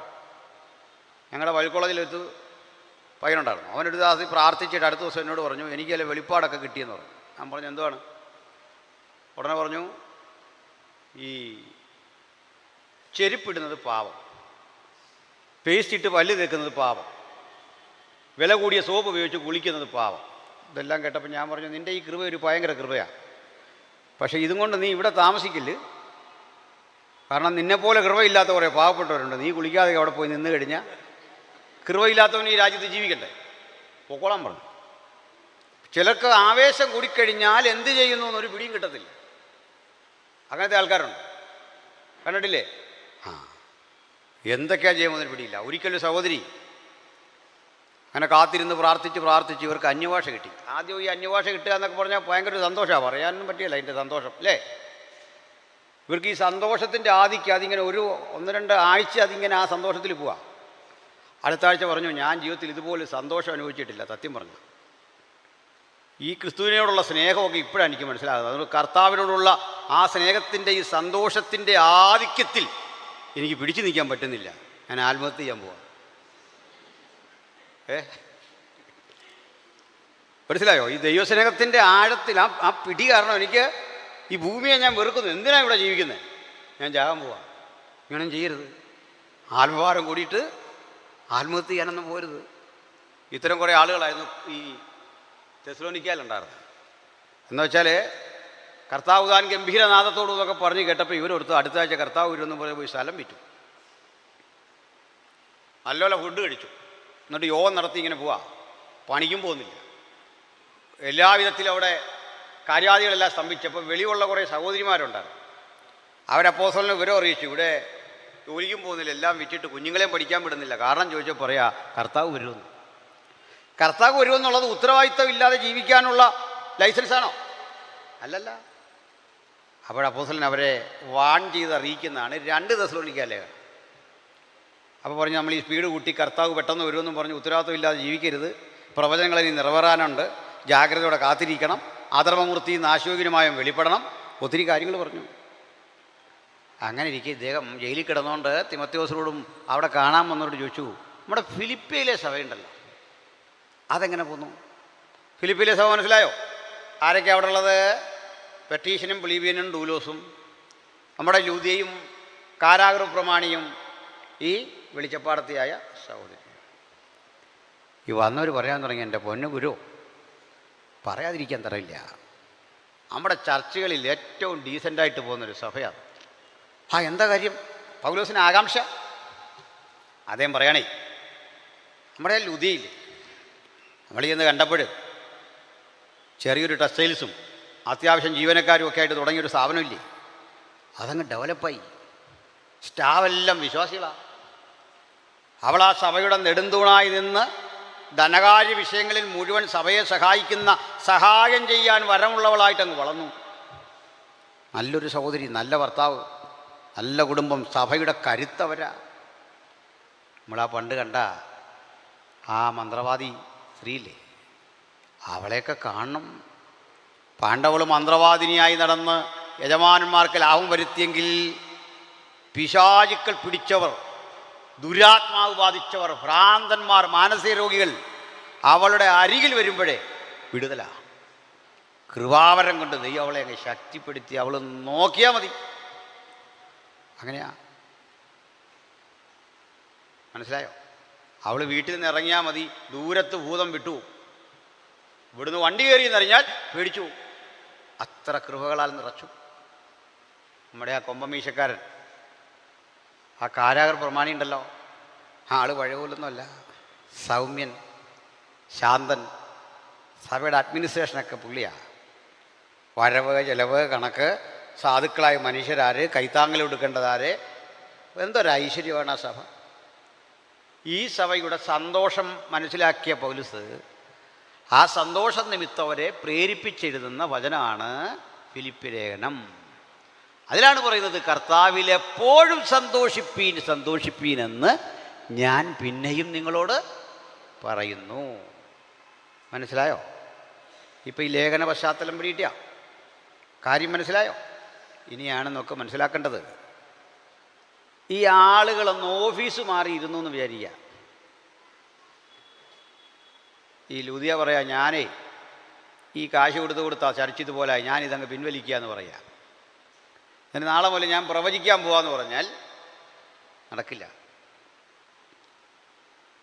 ഈ മന്ത്രവാദിനി പറയാ, ഞാൻ എത്ര നാൾ ഇതുപോലൊക്കെ ജീവിച്ചു, ഇനി ഞാൻ കുറച്ച് നാൾ സഭയുടെ ലീഡറാകാൻ പോകാമെന്ന് വെച്ചാൽ അവൾ ആ ലീഡ് ചെയ്യേണ്ട സമയത്ത് അതും ഇതും പറഞ്ഞുകൊണ്ടിരിക്കും. അവൾക്കറിയത്തില്ല, ആ വിളിയല്ല അവൾക്ക്. കാരാഗൃഹ പ്രമാണി ഭൂതത്തെ ഇറക്കാൻ പോയ സ്ഥിതി എന്താ? ഇവളിവിടുന്ന് ഇറങ്ങിയെന്നറിഞ്ഞാൽ ഭൂതം അവിടെ വിട്ടുപോകും.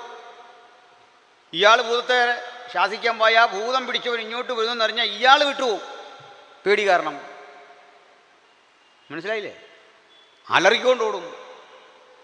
അപ്പോൾ ഇതിലാർക്കാ ഭൂതം എന്നുള്ള കാര്യം നമുക്ക് തിരിച്ചറിയാൻ പറ്റാതെ. ഓഫീസ് മാറിയിരിക്കരുത്. വിളിയും തിരഞ്ഞെടുപ്പും അധികം ഉറപ്പാക്കണം. നമ്മളെക്കുറിച്ചുള്ള ദൈവത്തിൻ്റെ ഉദ്ദേശം ആദ്യം മനസ്സിലാക്കണം. അത് ചെയ്യണം, അതിൽ ശ്രദ്ധ കേന്ദ്രീകരിക്കണം. അപ്പോൾ ചർച്ച ഡെവലപ്പാകും. ഇതിന് പൗലോസ് ഒരു ഉദാഹരണം, ഒരു റോൾ മോഡൽ നമ്മുടെ മുമ്പിൽ കൊണ്ടുവന്നു. അത് നമ്മുടെ തീം. എന്താണത്? ക്രിസ്തുയേശുവിലെ ഭാവം നിങ്ങളിൽ ഉണ്ടാകണം. എന്താണ് ക്രിസ്തുയേശുവിലെ ഭാവം? എന്താണ് ക്രിസ്തുയേശുവിൽ കണ്ട ശ്രേഷ്ഠത? അതിലേക്കാണ് ഞാൻ വരുന്നത്. പ്രസംഗകരൊക്കെ ഈ പ്രസംഗത്തിനൊരു പഞ്ച് കിട്ടാൻ വേണ്ടി ആരംഭത്തിൽ പറയും, യേശു തേജസ് വാരി ചുറ്റി നമ്മുടെ കൂടെ ഉണ്ട്, ദൈവത്തിൻ്റെ ദൂതന്മാരിവിടെ നടക്കുന്നുണ്ട്. ഇത് കള്ളമൊന്നുമല്ല, നേരായിരിക്കും, കാരണം ദൈവസാന്നിധ്യം ഉണ്ടല്ലോ. പക്ഷേ നമ്മൾ കലണ്ടറിൽ കാണുന്നത് പോലെ ചിത്രം, ആ ചിത്രം പോലെ ചുറ്റും ഒരു മഞ്ഞ വലയും ഒരു ഓറ ഇതൊക്കെ വരച്ച രൂപത്തിലായിരുന്നുവോ യേശു പാലസ്തീനി നടന്നത്? തേജസ്സുള്ളൊരു മനുഷ്യനായിട്ട് ആണോ? അല്ല. ആരോ കാരുണ്യം കൊണ്ട് പിന്നെ അത് വരച്ചതാ ചിത്രകാരന്മാരാണ്ട്. അങ്ങനെയല്ല, എന്നെയും നിങ്ങളെയും പോലെയാണ് അവിടെ വസിച്ചത്. അതെന്താ തെളിവ്? യേശുവിനെ അറസ്റ്റ് ചെയ്യാൻ വരുന്ന പടയാളിക്ക് സംശയം, യേശു ആരാ, ശിഷ്യനാരാ? അപ്പോഴാ യൂദാ പറയുന്നത്, ഞാൻ ചുംബിക്കും. അപ്പോൾ നിങ്ങൾക്ക് മനസ്സിലാവും, ഇത് അടയാളം. അല്ലെങ്കിൽ പറഞ്ഞാൽ പോരാ, തേജസ്സുള്ളൊരു മനുഷ്യനാണ്, നിങ്ങൾക്ക് അറസ്റ്റ് ചെയ്തുകൊണ്ട് പോരാ. എന്നെയും നിങ്ങളെയും പോലെ ഒരു സാധാരണ മനുഷ്യനായി ജീവിക്കുന്ന യേശുവിനെ കണ്ടു. ആ മനുഷ്യനെ കണ്ടിട്ട് പരീശന്മാർ പറഞ്ഞു, ഇവൻ തച്ചൻ്റെ മകനല്ലയോ? സദൂക്യർ പറഞ്ഞു, അവന് ശാസ്ത്രം അറിയില്ല. അവനെ പരിഹസിച്ചൊപ്പം നിന്ന പത്രോസിനോട് ചോദിച്ചു, നീ ആ ഗലീലിയനൊപ്പം ജീവിച്ചവനല്ലേ? ചിലർ പറഞ്ഞു, നീ ഒരു ശമര്യൻ, നിനക്ക് ഭൂതമുണ്ട്. പരിഹാസങ്ങളും വിമർശനങ്ങളും യേശു ഇങ്ങനെ കേട്ടു. എനിക്ക് ജീവിതത്തിലേറെ സന്തോഷമുള്ള, കൂടുതൽ ഇഷ്ടപ്പെടുന്ന ഒരു അപ്പോസ്തലനുണ്ട്. ആ 12 അപ്പോസ്തലന്മാരിൽ എനിക്കേറെ ഇഷ്ടം നിങ്ങൾക്ക് അത്ര പരിചയമല്ലാത്ത അന്ത്രയോസിനെയാണ്. Saint Andrew. Why? What's a reason? പറയാം. യേശുവിൻ്റെ ആദ്യത്തെ ശിഷ്യനാണ് അന്ത്രയോസ്. അറിയോ? ആദ്യത്തെ ശിഷ്യൻ. അന്ത്രയോസിൻ്റെ ബ്രദറാണ് പത്രോസ്, അനുജന. ഈ പേരാദ്യം വരുന്നു അന്ത്രയോസിൻ്റെ, പിന്നെ ആ പത്രോസിൻ്റെ. അതുകൊണ്ട് ആ ജ്യേഷ്ഠനാന്ന് പറയുന്നത്. അന്ത്രയോസ് യേശുവിനെ അറിയുന്നതിന് മുമ്പ് യോഹന്നാൻ സ്നാപകൻ്റെ ശിഷ്യനാണ്. അപ്പോൾ സ്നാപകൻ ഒരു ദിവസം പ്രസംഗിച്ചു, ഇതാ ലോകത്തിൻ്റെ പാപത്തെ ചുമക്കുന്ന ദൈവത്തിൻ്റെ കുഞ്ഞാണ്. ഈ പ്രസംഗം പറഞ്ഞ് യേശുവിലേക്ക് ചൂണ്ടുമ്പോൾ ആദ്യം അതിലേക്ക് കാലെടുത്ത് വെച്ച് യേശുവിനെ അനുഗമിക്കാൻ ഇറങ്ങിയവൻ്റെ പേരാണ് അന്ത്രയോസ്. അന്ത്രയോസ് സഭയുടെ അധ്യക്ഷനായില്ല. 12 അപ്പോസ്തലന്മാരിൽ ഒരു 3 പേരെ യേശു തിരഞ്ഞെടുത്തു. പത്രോസ്, യോഹന്നാൻ, യാക്കോബ് ആ ഗാങ്ങിനകത്ത് പെട്ടില്ല. സുവിശേഷം എഴുതിയ 4 പേരുണ്ട്, ആ കൂടെ അന്ത്രയോസ് ഇല്ല. അന്ത്രയോസ് ഒരു ലേഖനം എഴുതിയിട്ടില്ല. അന്ത്രയോസ് ഒരു പ്രസംഗം പറഞ്ഞ് നമ്മൾ കണ്ടില്ല. ഇങ്ങനെയുള്ളൊരു മനുഷ്യൻ്റെ സംതൃപ്തി എന്താ? ഇതൊന്നും ഇല്ലാത്തൊരു മനുഷ്യൻ നമുക്ക് ഊഹിക്കാൻ പറ്റുമോ? പക്ഷെ ഒരു കാര്യമുണ്ട്, ഇന്ന് ലോകത്തിലെ ഏറ്റവും വലിയ സമൂഹം ക്രൈസ്തവരാണ്. കോടിക്കണക്കിന് ക്രൈസ്തവർ പല രൂപത്തിൽ പല പേരിൽ ലോകത്തിൻ്റെ 5 വൻകരകളിലുണ്ട്. നാം എല്ലാവരും ചേർന്ന് അണിയണിയായി ലോകം മുഴുവൻ നിറയത്തക്ക വിധം നിന്നാൽ എത്ര വലിയൊരു സമൂഹമാണ്. പക്ഷേ ഇതിൻ്റെ ആദ്യ തുടക്കക്കാരൻ, ഒന്നാമത്തെ ക്രൈസ്തവൻ ഒരു അന്ത്രയോസാണ്. അന്ത്രയോസ് യേശുവിനെ സ്വീകരിക്കുന്ന കാലത്തൊരു പ്രത്യേകത ഉണ്ട്. ഞാനും നിങ്ങളും യേശുവിനെ സ്വീകരിക്കാൻ ഒരു കാരണമുണ്ട്. നിങ്ങളുടെ രോഗം മാറിയിട്ടുണ്ട്, വീട്ടിലെ പൈശാചിക ബന്ധനം അകന്നു പോയിട്ടുണ്ട്, യേശു മറ്റൊരാൾക്ക് ചെയ്യുന്ന അത്ഭുതം നേരിൽ കണ്ടിട്ടുണ്ട്. യേശു എന്ന വ്യക്തിത്വത്തെ അടുത്തറിഞ്ഞ 100 കാരണങ്ങളാലാണ് നിങ്ങളും ഞാനിവിടെ ഇരിക്കുന്നത്. പക്ഷേ അന്ത്രയോസ് യേശുവിനെ സ്വീകരിക്കുന്ന കാലത്ത് യേശു കടലിന്മീതെ നടന്നിട്ടില്ല, 5 അപ്പം 5000 കൊടുത്തിട്ടില്ല, യേശു കുഷ്ഠരോഗിയെ സുഖപ്പെടുത്തിയിട്ടില്ല, അന്ന് കാനാവിലെ കല്യാണത്തിന് വെള്ളം വീഞ്ഞാക്കിയിട്ടില്ല, ലാസറിനെ ഉയർപ്പിച്ചിട്ടില്ല, നയീരിലെ വിധവയുടെ മകനെ ഉയർപ്പിച്ചിട്ടില്ല. അപ്പോൾ കടലിൽ മീതെ നടക്കാത്ത, 5 അപ്പം 5000 കൊടുക്കാത്ത, വിധവയുടെ മകനെ ഉയർപ്പിക്കാത്ത, രോഗികളെ സൗഖ്യമാക്കാത്ത ഒരുവനെ കണ്ടിട്ട് ഇവൻ എൻ്റെ രക്ഷിതാവെന്ന് പറയാൻ സാധിക്കണമെങ്കിൽ യേശുവിൻ്റെ മഹത്വം തിരിച്ചറിയുന്ന ആന്തരികമായൊരു വെളിപ്പാടിൻ്റെ ജ്വലനം ആ ഹൃദയത്തിൽ ദൈവം കൊടുത്തു. ആ കാഴ്ചയാണ് ഈ സാധു മനുഷ്യന് ചങ്കുറപ്പോടെ യേശുവിനെ അനുഗമിക്കുവാൻ കാരണമായി തീർന്നത്. അത്ഭുതം ചെയ്തവനെ കാണാൻ 1000 കൂടി. അപ്പം ഭക്ഷിക്കുന്നത് കണ്ട് 10000 പിന്നാലെ വന്നു. പക്ഷേ ഇതൊന്നും ചെയ്തിട്ടില്ലാത്ത യേശുവിനെ കണ്ടിട്ട് ഈ അന്ത്രയോസ് വീട്ടിലേക്ക് വന്നു. അപ്പോൾ യഹൂദ റബിമാർ പുസ്തകമൊക്കെ ചുരുട്ടി വെച്ച് നിവർത്തി വെച്ചിട്ട് ന്യായപ്രമാണത്തിൽ പറയുന്ന ഈ യേശു എവിടെ ജനിക്കും, എങ്ങനെയുള്ള ആൾ മശിഹ വരുന്നത് എവിടെയെന്ന് ഇങ്ങനെ ആലോചിച്ചു കൊണ്ടിരിക്കുക പണ്ഡിതന്മാർ. അപ്പോഴാ പണ്ഡിതനല്ലാത്ത ബേസൈദ കടലിലെ മത്സ്യം പിടിച്ച് ഉപജീവനം കഴിക്കുന്ന ഈ മനുഷ്യൻ വീട്ടിൽ ചെല്ലുമ്പോൾ വലയോടും പടകിനോടും കലഹിക്കുന്ന, പിറുപിറുക്കുന്ന, ക്ഷുഭിതനാകുന്ന പത്രോസിനെ കണ്ടിട്ട് വിളിച്ചു, മോനിഞ്ഞു വാ. ചേട്ടൻ്റെ അരികിലേക്ക് അനുജൻ വന്നു. ചേട്ടൻ്റെ മുഖത്തെ സന്തോഷമൊക്കെ കണ്ടു. അനുജനോട് ചേട്ടൻ പറഞ്ഞു, മാനെ, ചേട്ടൻ ഒരനുഭവം കൊണ്ടായിരുന്നു വന്നേ. എന്താ അത്? ന്യായപ്രമാണവും പ്രവാചകന്മാരും പറയുന്നവനെ ഞാൻ കണ്ടെത്തി. സംശയമില്ലാത്തൊരു കണ്ടെത്തൽ, ഞാനവനെ കണ്ടെത്തി. ആരെയാ കണ്ടതെന്നറിയണ്ടേ?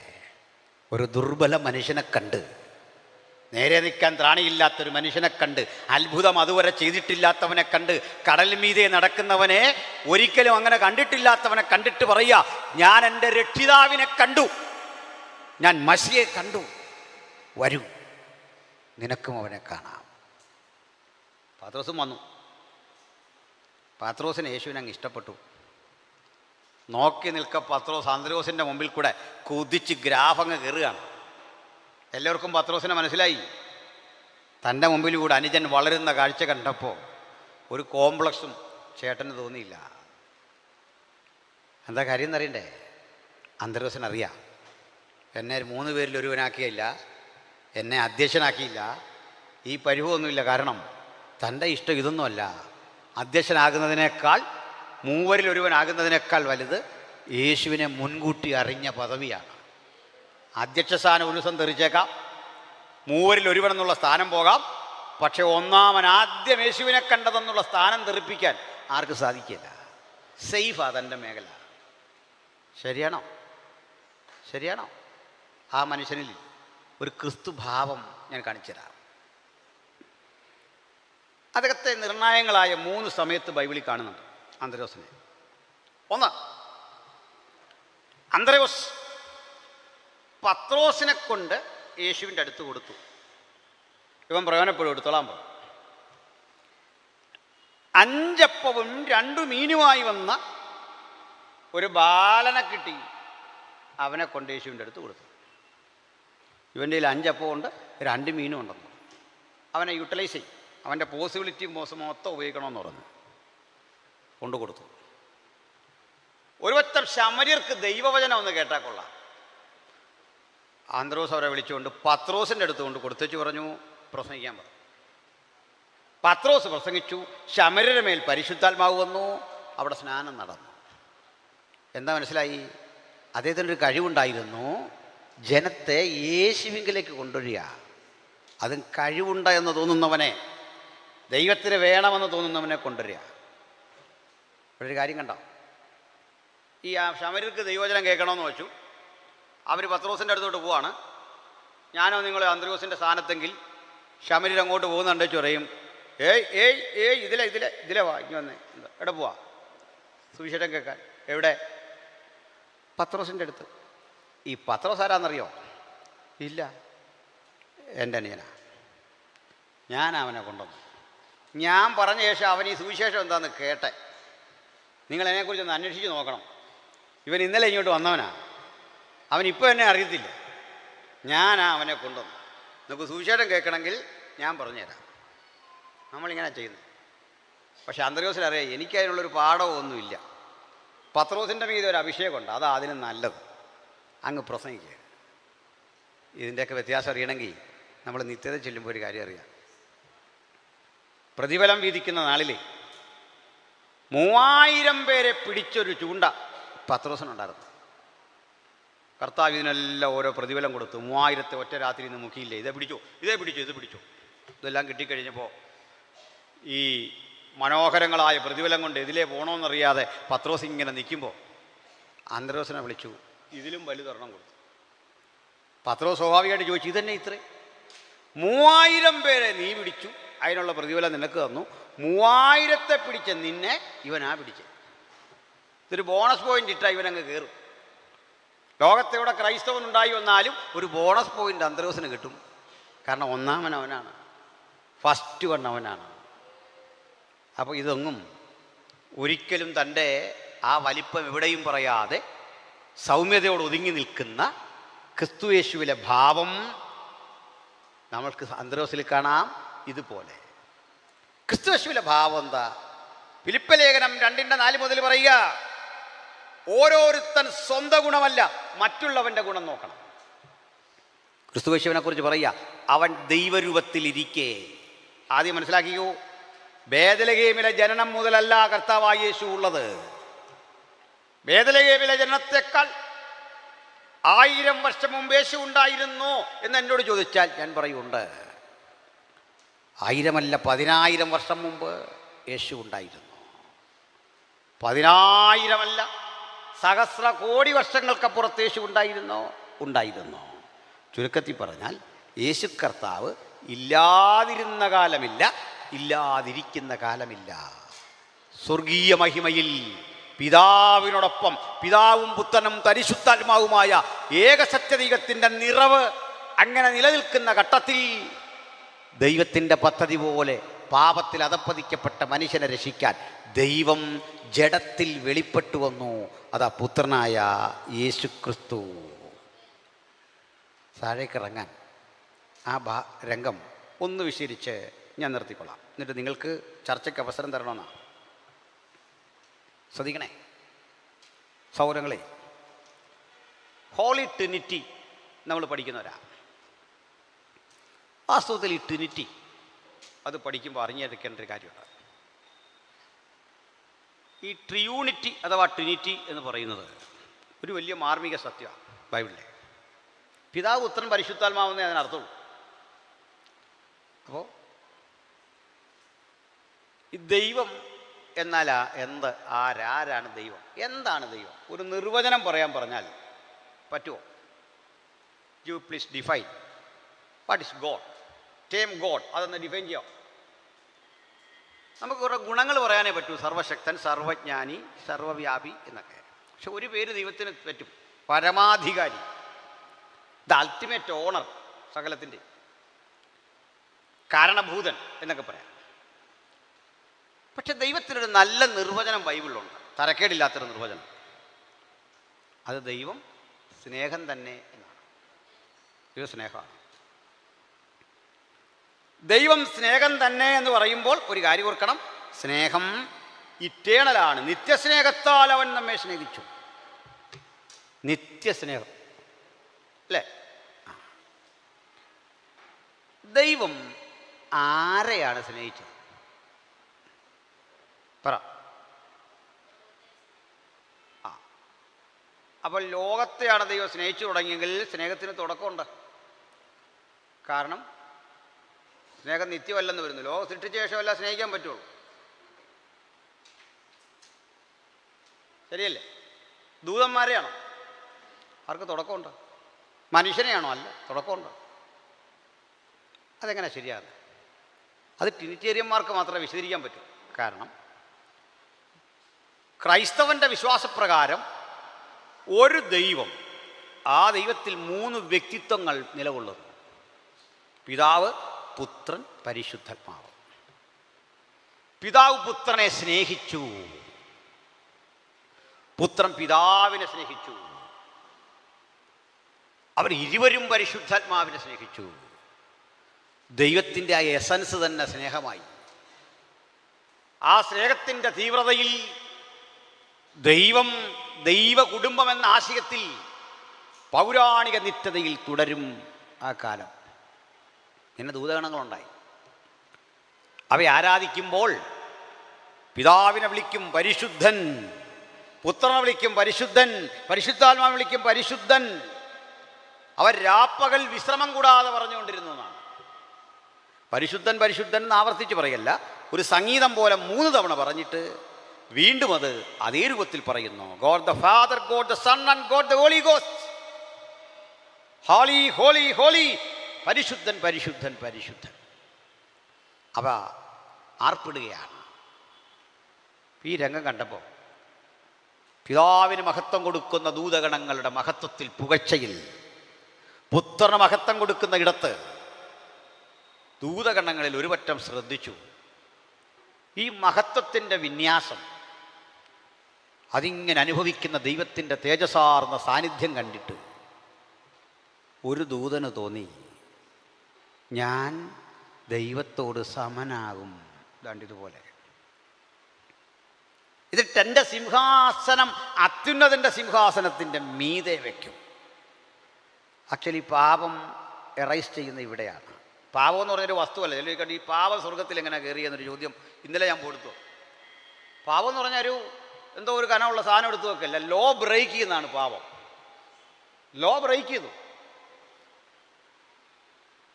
ഈ ലോ ബ്രേക്ക് ചെയ്തത് ആരാ? പിശാച്. അവൻ പിശാച് ആവുകയാണ് ചെയ്തപ്പോൾ. ഇതിൻ്റെ പ്രതിക്രിയ എന്താണെന്ന് അറിയണ്ടേ? ഞാൻ സ്വർഗത്തിൽ കയറും, ദൂതൻ പറഞ്ഞു. ഒരു ഫോളൻ ഏഞ്ചൽ പറയുക, അതേ സ്വർഗത്തിൽ കയറും. പിൽക്കാലത്ത് അവൻ വീഴുന്നത്. ഞാൻ സ്വർഗത്തിൽ കയറും. ക്ഷണത്തിൽ ഒരുവൻ്റെ സമീപനം കണ്ടു. ഇവൻ്റെ ഈ അഹന്തയ്ക്കൊരു തിരിച്ചടിയുണ്ട്. അതിന് ദൈവപുത്രൻ ഒരു മറുവഴിയാണ് നിർദ്ദേശിക്കുന്നത്. ഞാൻ താഴേക്കിറങ്ങും. പിശാച് പറഞ്ഞു, ഞാൻ മുകളിലേക്ക് കയറും. എൻ്റെ സിംഹാസനം അവിടെ വെക്കും. അപ്പോൾ സാക്ഷാൽ ദൈവത്തിൻ്റെ പുത്രൻ പറഞ്ഞു, പിതാവേ, നിന്റെ അരികിലെ മഹത്വം ഉപേക്ഷിച്ചിട്ട് ഞാനിതാ ദാസ്യരൂപമെടുത്ത് വേഷത്തിൽ മനുഷ്യനായി വിളങ്ങാൻ, ക്രൂശിലെ മരണത്തോളം നിന്നോട് ഏകീകരിക്കാൻ ഇതാ താഴേക്ക് താഴേക്ക് താഴേക്ക് ഇറങ്ങുന്നു. ആ ഇറക്കം തൻ്റെ സൃഷ്ടിയായ കന്യകാമറിയത്തിൻ്റെ ഉദരത്തിൽ ഒരു ശിശുരൂപം പൂണ്ട് ജനിക്കത്തക്ക വിധം ക്രിസ്തു കാണിച്ച ഈ താഴ്മയുടെയും സൗമ്യതയുടെയും മഹത്വമാണ് ഈ പിൽക്കാലത്ത് ഈശന്മാർ കണ്ടിട്ട് പറയാ, ഞങ്ങൾ അവൻ്റെ മഹിമ കണ്ട സാക്ഷികൾ. ഈ ഗുരു മാത്രമേ ശിഷ്യൻ്റെ പാദം കഴുകിയിട്ടുള്ളൂ. ഈ ഗുരു മാത്രമേ സ്വന്തം ശിഷ്യനാൽ ഒറ്റിക്കൊടുക്കപ്പെടുമ്പോൾ ക്ഷുഭിതനാകാതിരുന്നിട്ടുള്ളൂ. ഈ ഗുരു മാത്രമേ ശിഷ്യൻ അങ്ങോട്ട് പണം കൊടുത്തും അങ്ങോട്ട് പരിഗണന കൊടുത്തും ശിഷ്യൻ്റെ നികുതിപ്പണമടച്ചും കരുണ കട്ടിയിട്ടുള്ളൂ. അവിടുന്നാണ് സകലവും തികഞ്ഞ ഗുരു. അവിടുന്നാണ് സകലവും തികഞ്ഞ മനുഷ്യത്വം. ദൈവത്വവും മനുഷ്യത്വവും ഒരുപോലെ അന്തർലീനമായിരിക്കുന്ന സമ്പൂർണ്ണ ഭാവം ആ ഗുരുവിലെ നിങ്ങൾക്ക് കാണാൻ സാധിക്കൂ. അതുകൊണ്ട് ഒരു പോയിന്റ് കൂടി പറഞ്ഞ് ഞാൻ വിട്ടേക്കാം. കർത്താവിനെ വിളിക്കുന്ന, സാധാരണ വിളിക്കുന്നൊരു പേരാണ് ദൈവപുത്രൻ. അങ്ങനെയല്ലേ? ഇഷ്ടം പോലെ ഉണ്ട്. ദൈവപുത്രനെന്ന് നമ്മളൊക്കെ യേശുവിനെ വിളിക്കുമ്പോൾ യേശു ഒന്നോ രണ്ടോ എടുത്ത് ദൈവപുത്രൻ എന്ന് തന്നെ പറ്റി പറഞ്ഞിട്ടുണ്ട്. പക്ഷേ യേശു എല്ലായ്പ്പോഴും പറയാൻ ഇഷ്ടപ്പെടുന്നൊരു പേര് മനുഷ്യപുത്രൻ എന്നാണ്. ശ്രദ്ധിച്ചിട്ടുണ്ടോ? അങ്ങനെ തന്നെക്കുറിച്ച് എപ്പോഴും യേശു എന്ത് പറയും? മനുഷ്യപുത്രൻ. ഇതെന്തിനാ ഇങ്ങനെ യേശു മാറ്റി പറയുന്നത്? ദൈവപുത്രനല്ലേ, പിന്നെ എന്തിനാ മനുഷ്യപുത്രൻ എന്ന് പറയുന്നത്? ഇപ്പം മനുഷ്യനായി, പക്ഷേ ഈ മനുഷ്യപുത്രൻ എന്ന് കൂടുതൽ പറയുന്നത് എന്തിനാ? പറയാം, ശ്രദ്ധിച്ച് കേൾക്കണം. ക്രിസ്തുശീല ഭാവം. യേശു കർത്താവിന് ദൈവപുത്രൻ എന്ന പേരുണ്ട്. അവിടുന്ന് ദൈവമാണ്, അവിടുന്ന് സമ്പൂർണ്ണ മനുഷ്യനാണ്. മനുഷ്യത്വം, ദൈവത്വം, ദാസ്യത്വം, അപ്പോസ്തലത്വം, പ്രവാചകത്വം ഇതെല്ലാം യേശുവിലുണ്ട്. ഇതിൽ യേശു ഏറ്റവും എൻജോയ് ചെയ്തത്, ഏറ്റവും ഇഷ്ടപ്പെട്ടത് ഏത് പേരാന്നറിയണ്ടേ? മനുഷ്യപുത്രൻ. ഭയങ്കര ഇഷ്ടമാണ് ആ പേരിൽ അറിയപ്പെടാൻ. ആ കാരണത്തിലേക്ക് ഒന്ന് വരിക. ശ്രദ്ധിക്കണേ. തകർന്നുപോയ പിശാച്, ഫോളൻ ഏഞ്ചൽ, അവയ്ക്ക് ന്യായവിധി ഉണ്ടെന്ന് അവയ്ക്കറിയാം. ഈ പിശാച് യേശുവിൻ്റെ ദൈവത്വത്തെക്കാൾ ഭയപ്പെട്ടത് യേശുവിൻ്റെ മനുഷ്യത്വത്തെയാണ്. മനസ്സിലായില്ല ഞാൻ പറഞ്ഞു? ദൈവമായ ക്രിസ്തുവിനേക്കാൾ പിശാചിൻ്റെ പേടി മനുഷ്യനായ ക്രിസ്തുവിനെയാണ്. പിടിയിട്ടോ? ഞാൻ പറഞ്ഞ മനസ്സിലായി? ഉള്ളടക്കം പിടിയിട്ടില്ല. എന്തുകൊണ്ടെന്ന് മനസ്സിലാകുന്നില്ല അല്ലേ?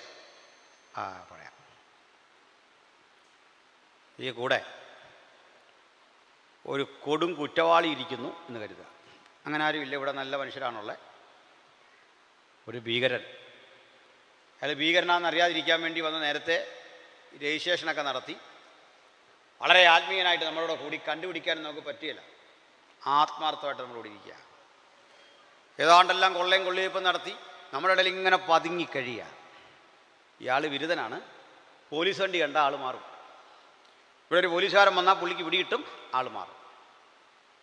പോലീസിനെ തട്ടിക്കാൻ ഇവനോടായിരിക്കും വന്നിട്ട് ചോദിക്കുന്നത്, ഇന്ന ആളിനെ അറിയാമെന്ന് ചോദിച്ചപ്പോൾ അവൻ പറയും, അവനിപ്പോൾ അങ്ങോട്ട് പോയതേ ഉള്ളൂ, ഇത് അവിടെ നിന്ന് ചോറ് വാങ്ങുന്നുണ്ട്, ഞാൻ ഇപ്പോൾ കൂട്ടിക്കൊണ്ട് സാർ കൊണ്ട് ഇരിക്കാൻ പറഞ്ഞ് ഇയാൾ അടുത്ത വഴി പോകും.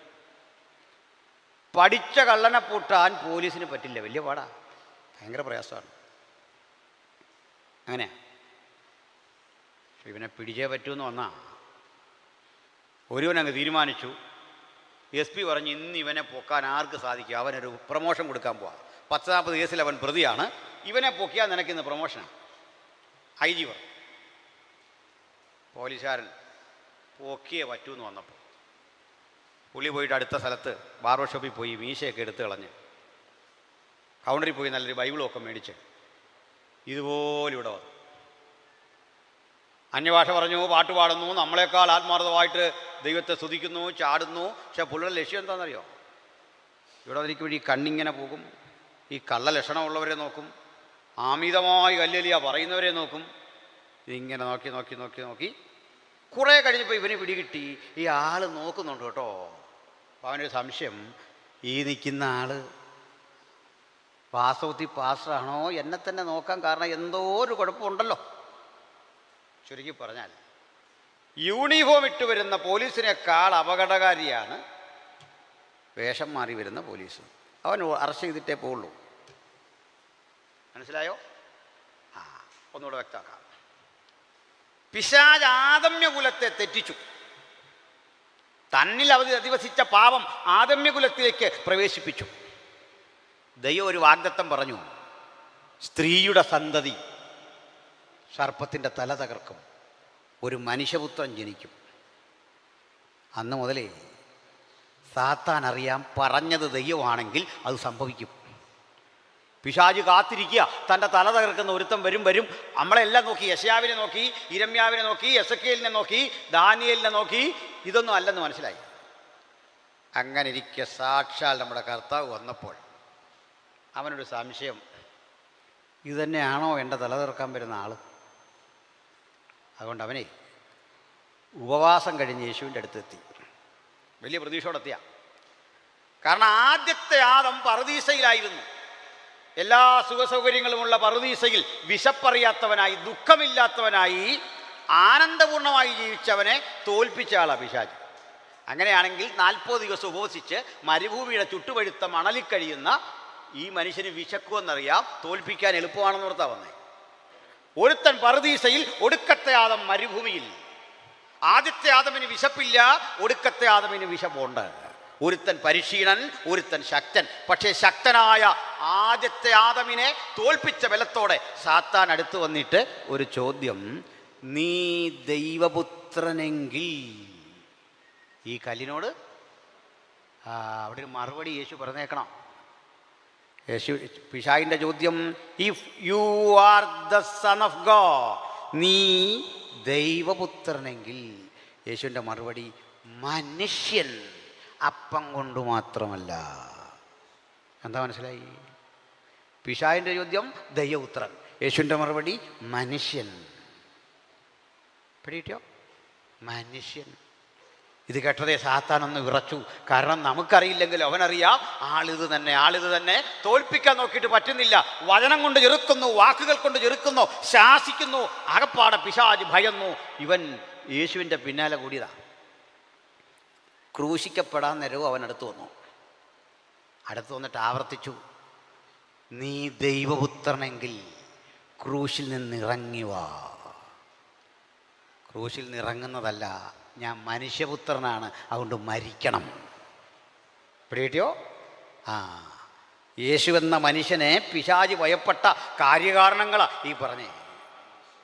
എന്ന് പറഞ്ഞാൽ ഈ ദുർബല ശരീരം കൊണ്ട് തനിക്ക് പിശാചിനെ ജയിക്കാൻ കഴിയുമെന്ന് യേശു തെളിയിച്ചു. ആദമ്യകുലത്തെ ആദ്യത്തെ ആദം തോറ്റിടത്ത് ഒടുക്കത്തെ ആദം ജയിക്കുന്ന മാർമികമായ ആ സത്യം സാത്താന് ബോധ്യപ്പെടുത്തിയപ്പോൾ മരിക്കാൻ ഏൽപ്പിച്ചു കൊടുത്തു. തന്നെ തൻ്റെ ജീവനെ പ്രൊട്ടക്റ്റ് ചെയ്യാൻ ശ്രമിക്കുകയല്ല, മരണത്തിന് ഏൽപ്പിച്ചു കൊടുത്തു. അങ്ങനെയാണ്. അതുകൊണ്ടാണ് നമ്മളിന്നും സാത്താനെ ശാസിക്കുമ്പോൾ യേശുവിൻ്റെ ലോക്കൽ വിലാസമാണ് പറയുന്നത്. നസ്രായനായ യേശുവിൻ്റെ നാമത്തിൽ പോകാനാ. സ്വർഗത്തിലെ പേരൊന്നുമല്ല പറയുന്നത്, നസ്രായനായ യേശു. പിടിയോ? ലോക്കൽ അഡ്രസ്സിലാണ് അടിക്കുന്നത്. ഇതാണ് ആളെന്ന് സിമ്പിളായിട്ടാണ് പറയുന്നത്. ഈ പേര് കേൾക്കുമ്പോൾ അവന് പേടിയാ. കാരണം ആദമിൻ്റെ പേര് പോലെ അല്ലിത്. ഒടുക്കത്തെ ആദമിൻ്റെ ശക്തി അവന് മനസ്സിലായി. അപ്പോൾ സ്വർഗീയ മഹിമ വെടിഞ്ഞ് താണലോകത്തിലേക്ക് വന്ന യേശുവിൻ്റെ മഹത്വം എന്താ? ദൈവപുത്രൻ്റെ മഹത്വം താണനിലയിൽ നിന്ന് മുകളിലേക്ക് കയറിയതല്ല, ഉയർച്ച മാറ്റിവെച്ചിട്ട് താണലോകത്തിലേക്ക് ഇറങ്ങി വന്ന് കൃപയും സത്യവും നിറഞ്ഞവനായി നമ്മുടെ ഇടയിൽ പാർത്തു. അതുകൊണ്ട് ഫിലിപ്പിലേനത്തിൽ പറയുക, അല്ലയോ ഫിലിപ്പ്യരെ, ഈ ഭാവം നിങ്ങളിലുണ്ടാകണം. ഈ ക്യാമ്പിൽ വന്നിട്ടുള്ള എല്ലാ കുഞ്ഞുങ്ങൾക്കായിട്ടും ദൈവത്തിന് സ്തോത്രം. 8, 10, 15 കൊല്ലത്തിനുള്ളിൽ ഇന്നിവിടെ കൂടുന്ന കുഞ്ഞുങ്ങളിൽ പലരും കാനഡയിൽ, ഓസ്ട്രേലിയയിൽ, അമേരിക്കയിൽ, UK, ഗൾഫ് രാജ്യങ്ങളിൽ, അല്ല ഇന്ത്യയുടെ പലയിടങ്ങളിൽ ഏറ്റവും ഉന്നത നിലവാരത്തിലെത്തേണ്ടവരാണ്. IAS, IPS, മെഡിക്കൽ ലൈനിൽ ജോലി ചെയ്യുന്നവരെ, എൻജിനീയേഴ്സിനെ, സുവിശേഷ വില ചെയ്യുന്നവരെ, അങ്ങനെ പല നിലകളിൽപ്പെട്ടവരെയാണ് ഞങ്ങളിവിടെ കാണുന്നത് വിശ്വാസത്താൽ. പക്ഷെ ഒന്നുറപ്പിക്കണം, എൻ്റെ സകല ഉയർച്ചയും ഞാൻ ഈ ക്യാമ്പിൽ പങ്കെടുത്ത വഴി ഒന്നുറപ്പിക്കുന്നു, അത് ദൈവത്തിൻ്റെ നാം മഹത്വത്തിന് അർപ്പിക്കും. ഞാൻ ഓരോ പടി ഉയരുമ്പോഴും ക്രിസ്തുവിനെ ധ്യാനിക്കും. ഞാൻ താഴേക്ക് താഴേക്ക് മനസ്സുകൊണ്ടിറങ്ങും. താഴേക്ക് താഴേക്ക് ഇറങ്ങുന്ന എൻ്റെ അനുഭവത്തിൻ്റെ താഴ്മയാണ് എൻ്റെ ജീവിതത്തിൻ്റെ ഉയർച്ച എന്ന ബോധ്യം എന്നെ പിന്തുടരും. ആരുണ്ട് ഇന്ന് പകൽ അങ്ങനൊന്ന് സമർപ്പണം ചെയ്യാൻ? അങ്ങനെ സമർപ്പിക്കപ്പെട്ടാൽ ഒരുവനും നിൻ്റെ വഴി തടയാൻ സാധിക്കില്ല, ഒരു ശക്തിക്കും സാധിക്കില്ല. കുഞ്ഞുങ്ങളോട് ധൈര്യപൂർവ്വം ഈ ആലോചന എനിക്ക് പറയാനുള്ളത്. മക്കളെ, ഞാനും നിങ്ങളും എന്ത് സ്വപ്നം കണ്ടോ, എന്ത് മനസ്സിൽ സംഗ്രഹിച്ചോ, അതിൻ്റെ 10 മടങ്ങ് അയക്കാൻ കഴിയുന്ന ഒരു ദൈവോത്തരൻ്റെ മുമ്പിലാണ് നമ്മളിന്ന് വന്നിട്ടുള്ളത്. വിശ്വാസത്താൽ ചിന്തിച്ചാട്ടെ, ആർക്കും എൻ്റെ വഴി തടയാനാവില്ല. ദർശനത്തിലേക്കുള്ള എൻ്റെ വഴിത്താരയിൽ ആർക്കും തടസ്സം നിൽക്കാൻ സാധിക്കില്ല. ഞാൻ മുമ്പോട്ട് തന്നെ പോകും. ഒപ്പം ഒന്നുകൂടി, ഞാൻ എവിടെ പോകുമ്പോഴും ജീവിതത്തിലെ ഏറ്റവും വലിയ സന്തോഷം യേശുവിനെ ഉയർത്തുന്നവനാകും, യേശുവിനെ പ്രകീർത്തിക്കുന്നവനാകും, ക്രിസ്തുവിനെ സാക്ഷിക്കുന്നവനാകും. നിങ്ങളൊരു ഉന്നത ഉദ്യോഗസ്ഥനാകട്ടെ, ക്രിസ്തുവിനെ സാക്ഷിക്കുന്നവനാവുക എന്നത് ഒരു വലിയ ദൗത്യമാണ്. ഒന്നാം ലോകമഹായുദ്ധം നടക്കുന്ന കാലഘട്ടം. അന്ന് ഇസ്രയേൽ ലോകമെമ്പാടും ചിതറിപ്പോയി. അതിന് മുമ്പ് പോയ രാജ്യങ്ങളിലൊക്കെ അവർ പീഡിപ്പിക്കപ്പെട്ടു, ദാരുണമായിട്ട് പീഡിപ്പിക്കപ്പെട്ടപ്പോൾ അവർ ചിന്തിച്ചു, പലരും ഞങ്ങളെ കല്ലെറിയുന്നു, കൊല്ലുന്നു. കാരണം സ്വന്തം രാജ്യത്ത് നിന്ന് ബഹിഷ്കൃതരായതിൻ്റെ കുഴപ്പമാണ്. ഞങ്ങൾക്ക് ഒരുമിച്ച് പാർക്കാൻ അല്പം ഭൂമി തരണം ആരെങ്കിലും, വെറുതെ വേണ്ട, പണം തരാം. പാശ്ചാത്യ രാജ്യങ്ങളിൽ വലിയ ബിസിനസ് ചെയ്ത് കോടിക്കണക്കിന് ഡോളറുള്ള യഹൂദന്മാരാ, പക്ഷെ അവരെ ഹിറ്റ്ലർ പീഡിപ്പിക്കുന്നു, ഇറ്റലി പീഡിപ്പിക്കുന്നു, സർചക്രവർത്തിമാർ പീഡിപ്പിക്കുന്നു. അതുകൊണ്ട് ഞങ്ങൾക്കൊരു ജില്ല അനുവദിച്ചതാണ്. ആരും കൊടുക്കാൻ തയ്യാറില്ല. കൊടുക്കുക അവരെ പണ്ട് ഉപേക്ഷിച്ചു പോന്ന പാലസ്തീനിയ എന്ന് പിൽക്കാലത്ത് അറിയപ്പെട്ട ഇസ്രയേൽ രാഷ്ട്രം അന്ന് കൈവശം വച്ചിരിക്കുന്ന ഓട്ടോമൻ തുർക്കികളുടെ അരിയിൽ ചെന്നു. തുർക്കികളുടെ ഭരണാധികാരി ഹുസൈൻ രാജാവിനെ കണ്ടു. പ്രഭോ, പണം തരാം.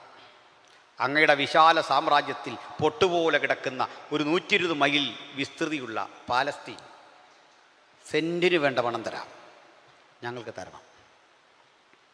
ചക്രവർത്തി പരിഹസിച്ചു വിട്ടു. യോർദാനിലെ വെള്ളമൊഴുകി ഒലിവുമലയുടെ മീതെ കടക്കുന്നൊരു കാലം വന്നാൽ അന്ന് തരാമെന്ന്. ഫസ്റ്റ് വേൾഡ് വാർ പെട്ടെന്ന് വരിക. ഈ വേൾഡ് വാറിൽ ബ്രിട്ടനും അമേരിക്കയും എല്ലാം ഒന്നിച്ചാണ് നിൽക്കുന്നത്. അപ്പുറത്ത് ഇറ്റലിയും ജർമ്മനിയും ഒക്കെയാണ്. ആദ്യഘട്ടമൊക്കെ ബ്രിട്ടനും റഷ്യയും ചേരുന്ന സൈന്യത്തിനാണ് വിജയം. റഷ്യ കൂടുണ്ട്. പക്ഷേ യുദ്ധം കൊടുമ്പിരി കൊണ്ടപ്പോൾ മേൽക്കൈ ജർമ്മനിയുടെ സേനയ്ക്കായി, ഹിറ്റ്ലർക്കൊക്കെ ആയി. സോവിയറ്റ് യൂണിയൻ്റെ 20 കിലോമീറ്റർ അടുത്ത് വരെ ജർമ്മൻ സേന പാഞ്ഞു ചെന്നു ടാങ്കറുകളെ ആയിട്ട്. തിരിച്ചടി ശക്തമായി, തോൽവി ഉറപ്പിച്ചു. അപ്പോഴാണ് ഒരു യഹൂദ സയൻറ്റിസ്റ്റ് ഷെയ്ം വെയ്സ്മാൻ പറയുന്നു, അല്ലയോ ബ്രിട്ടീഷുകാരെ, ഈ യുദ്ധത്തിൽ ഞാൻ നിങ്ങൾക്കൊരു തന്ത്രമോതാം. ഈ യുദ്ധത്തിൽ ഞങ്ങൾ തരുന്ന മാരകായുധത്തിൻ്റെ ഉപയോഗം കൊണ്ട് നിങ്ങൾക്ക് ശത്രുവിനെ തുരത്താം. അതുകൊണ്ട് ഇത് ഒരു ഓഫറാണ്. പകരം എന്ത് വേണം? ബ്രിട്ടീഷുകാരൻ്റെ ചോദ്യം. പണം വേണ്ട, പാലസ്തീനിയ ഞങ്ങൾക്ക് തരണം. ബ്രിട്ടൻ സമ്മതിച്ചു. ആ യുദ്ധത്തിലൊടുവിൽ ബ്രിട്ടൻ ജയിച്ചു. സമയക്കുറവുണ്ടാണ് വേത്തി പറയുന്നത്. അവിടെ ബ്രിട്ടൻ ജയിച്ചെങ്കിലും ഈ ഭൂമി യഹൂദന് കൊടുക്കാൻ തടസ്സമുണ്ടായി. ഈ പാലസ്തീനെ തിരിച്ചു പിടിക്കാൻ ബ്രിട്ടൻ നിയോഗിച്ചത് ബ്രിട്ടീഷുകാരനായ ഒരു മേധാവി, ബ്രിട്ടീഷ് ജനറൽ അല്ലൻബി എന്ന ആളിനെയായിരുന്നു. ഇപ്പോഴും ഉണ്ട് യോർദാന് കുറുകെ ഒരു അല്ലൻബി പാലം. അദ്ദേഹം ഇസ്രയേലിൽ ചെന്നു. അപ്പോൾ ഈ പാലസ്തീനിൽ യെരുശലേമിലും ഒക്കെ ആയിട്ട് അറബി താവളങ്ങളുണ്ട്. അദ്ദേഹം ചെന്ന് ഒലിവുമലയുടെ മുകളിൽ പാർത്തു. ഒത്തിരി സംഭവങ്ങളുണ്ട്, എല്ലാം വിശദീകരിക്കുന്നില്ല, ഒടുക്കം അദ്ദേഹം നാളെ ആക്രമണം നടത്തേണ്ട യെരുശലേമിന് നേരെ ബൈനോക്കുലർ കൊണ്ട് നോക്കി. അദ്ദേഹം ബൈബിൾ വായിക്കുന്നൊരു മനുഷ്യനായിരുന്നു, പ്രാർത്ഥിക്കുന്ന മനുഷ്യനായിരുന്നു, ആരാധിക്കുന്ന മനുഷ്യനായിരുന്നു. ആ മഹാനഗരം കണ്ടിട്ട് അദ്ദേഹം പറഞ്ഞു, അയ്യോ, ഇവിടെയല്ലേ അബ്രഹാം ഇസ്ഹാക്കിനെ യാഗം കഴിച്ചത്? ഇവിടെയല്ലേ ദാവീദ് ദൈവത്തിൻ്റെ നിയമപ്പെട്ടകത്തിൻ്റെ മുമ്പിൽ നൃത്തം ചെയ്ത് ആരാധിച്ചത്?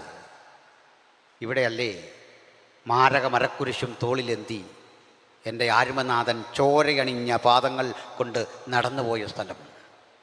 ഇവിടെ യുദ്ധം ചെയ്യാൻ വയ്യ. കൺട്രോൾ റൂമിൽ അറിയിച്ചു, എന്നെ ഒന്ന് തിരിച്ചു വിളിക്കണം.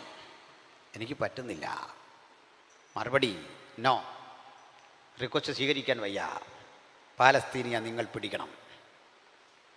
ബ്രിട്ടീഷ് ജനറൽ അല്ലൻബിയുടെ മറുപടി, എനിക്ക് സമയം കൂടുതൽ തരൂ, ചോര ചൊരിയാതെ ഒഴിപ്പിക്കാൻ എന്നെ അനുവദിക്കണം. മറുപടി, മിസ്റ്റർ അല്ലൻബി, നിങ്ങൾ പ്രാർത്ഥന മനുഷ്യനെന്ന് എനിക്കറിയാം, പ്രാർത്ഥിച്ചിട്ട് വേണ്ടത് ചെയ്തുള്ളൂ. അദ്ദേഹം ആ ഒലിവുമലയുടെ മുകളിൽ മുഴങ്കാലിരുന്നു കൊണ്ട് പറഞ്ഞു, ഗുരു, വർഷങ്ങൾക്ക് മുമ്പ് നീ പാദമൂന്നി നിന്ന പ്രസംഗിച്ച ഇടത്താണ് ഈ ദുർബലൻ പാദമൂന്നി നിൽക്കുന്നത്, മുഴങ്കാൽ മടക്കിയിരിക്കുന്നത്. താമസമിനാ നിന്റെ പാവന പാദങ്ങൾ ഒരിക്കൽ കൂടി ഇവിടെ പതിയും. അന്ന് ഒലിവുമല രണ്ടായി പിളരും, ഒരു താഴ്വര സംജാതമാകും. ചരിത്രമുറങ്ങുന്ന പ്രവചനം വെമ്പിക്കിടക്കുന്ന ഈ മണ്ണിലേക്ക് നീ വേഗം വരും. പക്ഷേ അന്ന് നീ മഹാരാജാവായി ആധിപത്യമേൽക്കുന്ന ഈ സ്ഥലത്തിന് നേരെ നിറയൊഴിക്കാൻ എനിക്ക് ആക്കം പോരാ. പകരം ഇവറ്റകളെ കൊടിയൊഴിപ്പിക്കാൻ എൻ്റെ മേലൊരു നിയോഗം നീ നൽകിത്തരണമേ. ആത്മാവിൽ ശക്തിപ്പെട്ടു. അല്ലൻബിയുടെ ഹെലികോപ്റ്റർ പാലസ്തീന് കുറുകെ പറന്നു. ആ ഹെലികോപ്റ്ററിൽ നിന്ന് ലഘുലേഖകൾ താഴേക്ക് വീണു. അതിലെഴുതി, മക്കളെ, നിങ്ങൾ കരയിലൂടെ നടന്നു പോകാൻ ശ്രമിക്കരുത്. കാരണം കര ഞാൻ നിങ്ങൾക്ക് മുമ്പിൽ കൊട്ടിയടച്ചിരിക്കുന്നു. നീന്തിക്കടക്കരുത്, കടലും ഞാൻ നിന്റെ മുമ്പിൽ അടച്ചിരിക്കുന്നു. പറന്നു പോകരുത്, ആകാശം എൻ്റെ നിയന്ത്രണത്തിലാണ്. ഒറ്റ വഴി, കീഴടങ്ങുക എന്ന് അല്ലൻബി. ഏതായാലും പേടിച്ചുപോയ അറബികൾ കീഴടങ്ങി. ഒരു തുള്ളി ചോര ചൊരിയാതെ, ആരെയും കൊല്ലാതെ ഈ നഗരം പിടിച്ചെടുക്കാൻ ഒരു സൈനിക മേധാവിക്ക് കഴിഞ്ഞത് പ്രാർത്ഥനയുടെ ശക്തിയാണ്. ഞാനിവിടിക്കുന്ന കുഞ്ഞുങ്ങളിൽ ഉദ്യോഗസ്ഥരെ കാണുന്നു. ഇവിടിക്കുന്ന കുഞ്ഞുങ്ങളിൽ നിർണായക മണ്ഡലങ്ങളിൽ പോയി ജോലി ചെയ്യുവാൻ വളരെ പ്രശ്നകലിതമായ മേഖലകളിൽ ജോലി ചെയ്യേണ്ടവരെ കാണുന്നു. കുഞ്ഞെ, പ്രാർത്ഥനയുടെ കരുത്താകണം ജീവിതത്തിൻ്റെ ഏത് ഘട്ടങ്ങളിലും ഉചിത തീരുമാനമെടുക്കുവാൻ നിന്നെ പ്രേരിപ്പിക്കേണ്ടത്. പാവത്തിനെതിരെ, തിന്മയ്ക്കെതിരെ, തിരുവെഴുത്തിനെതിരെ, ഉയരുന്ന ശക്തികൾക്കെതിരെ നിലപാടെടുക്കാൻ പ്രേരിപ്പിക്കേണ്ടത്. അപ്പോഴൊക്കെ ക്രിസ്തുയേശുവിലെ ഭാവം നമ്മിലുണ്ടായിരിക്കട്ടെ. ഈ ചിന്ത ഇവിടിരിക്കുന്ന ഓരോ കുട്ടിയെയും ഭരിക്കട്ടെ. മുതിർന്നവർക്ക് ബലമേകട്ടെ.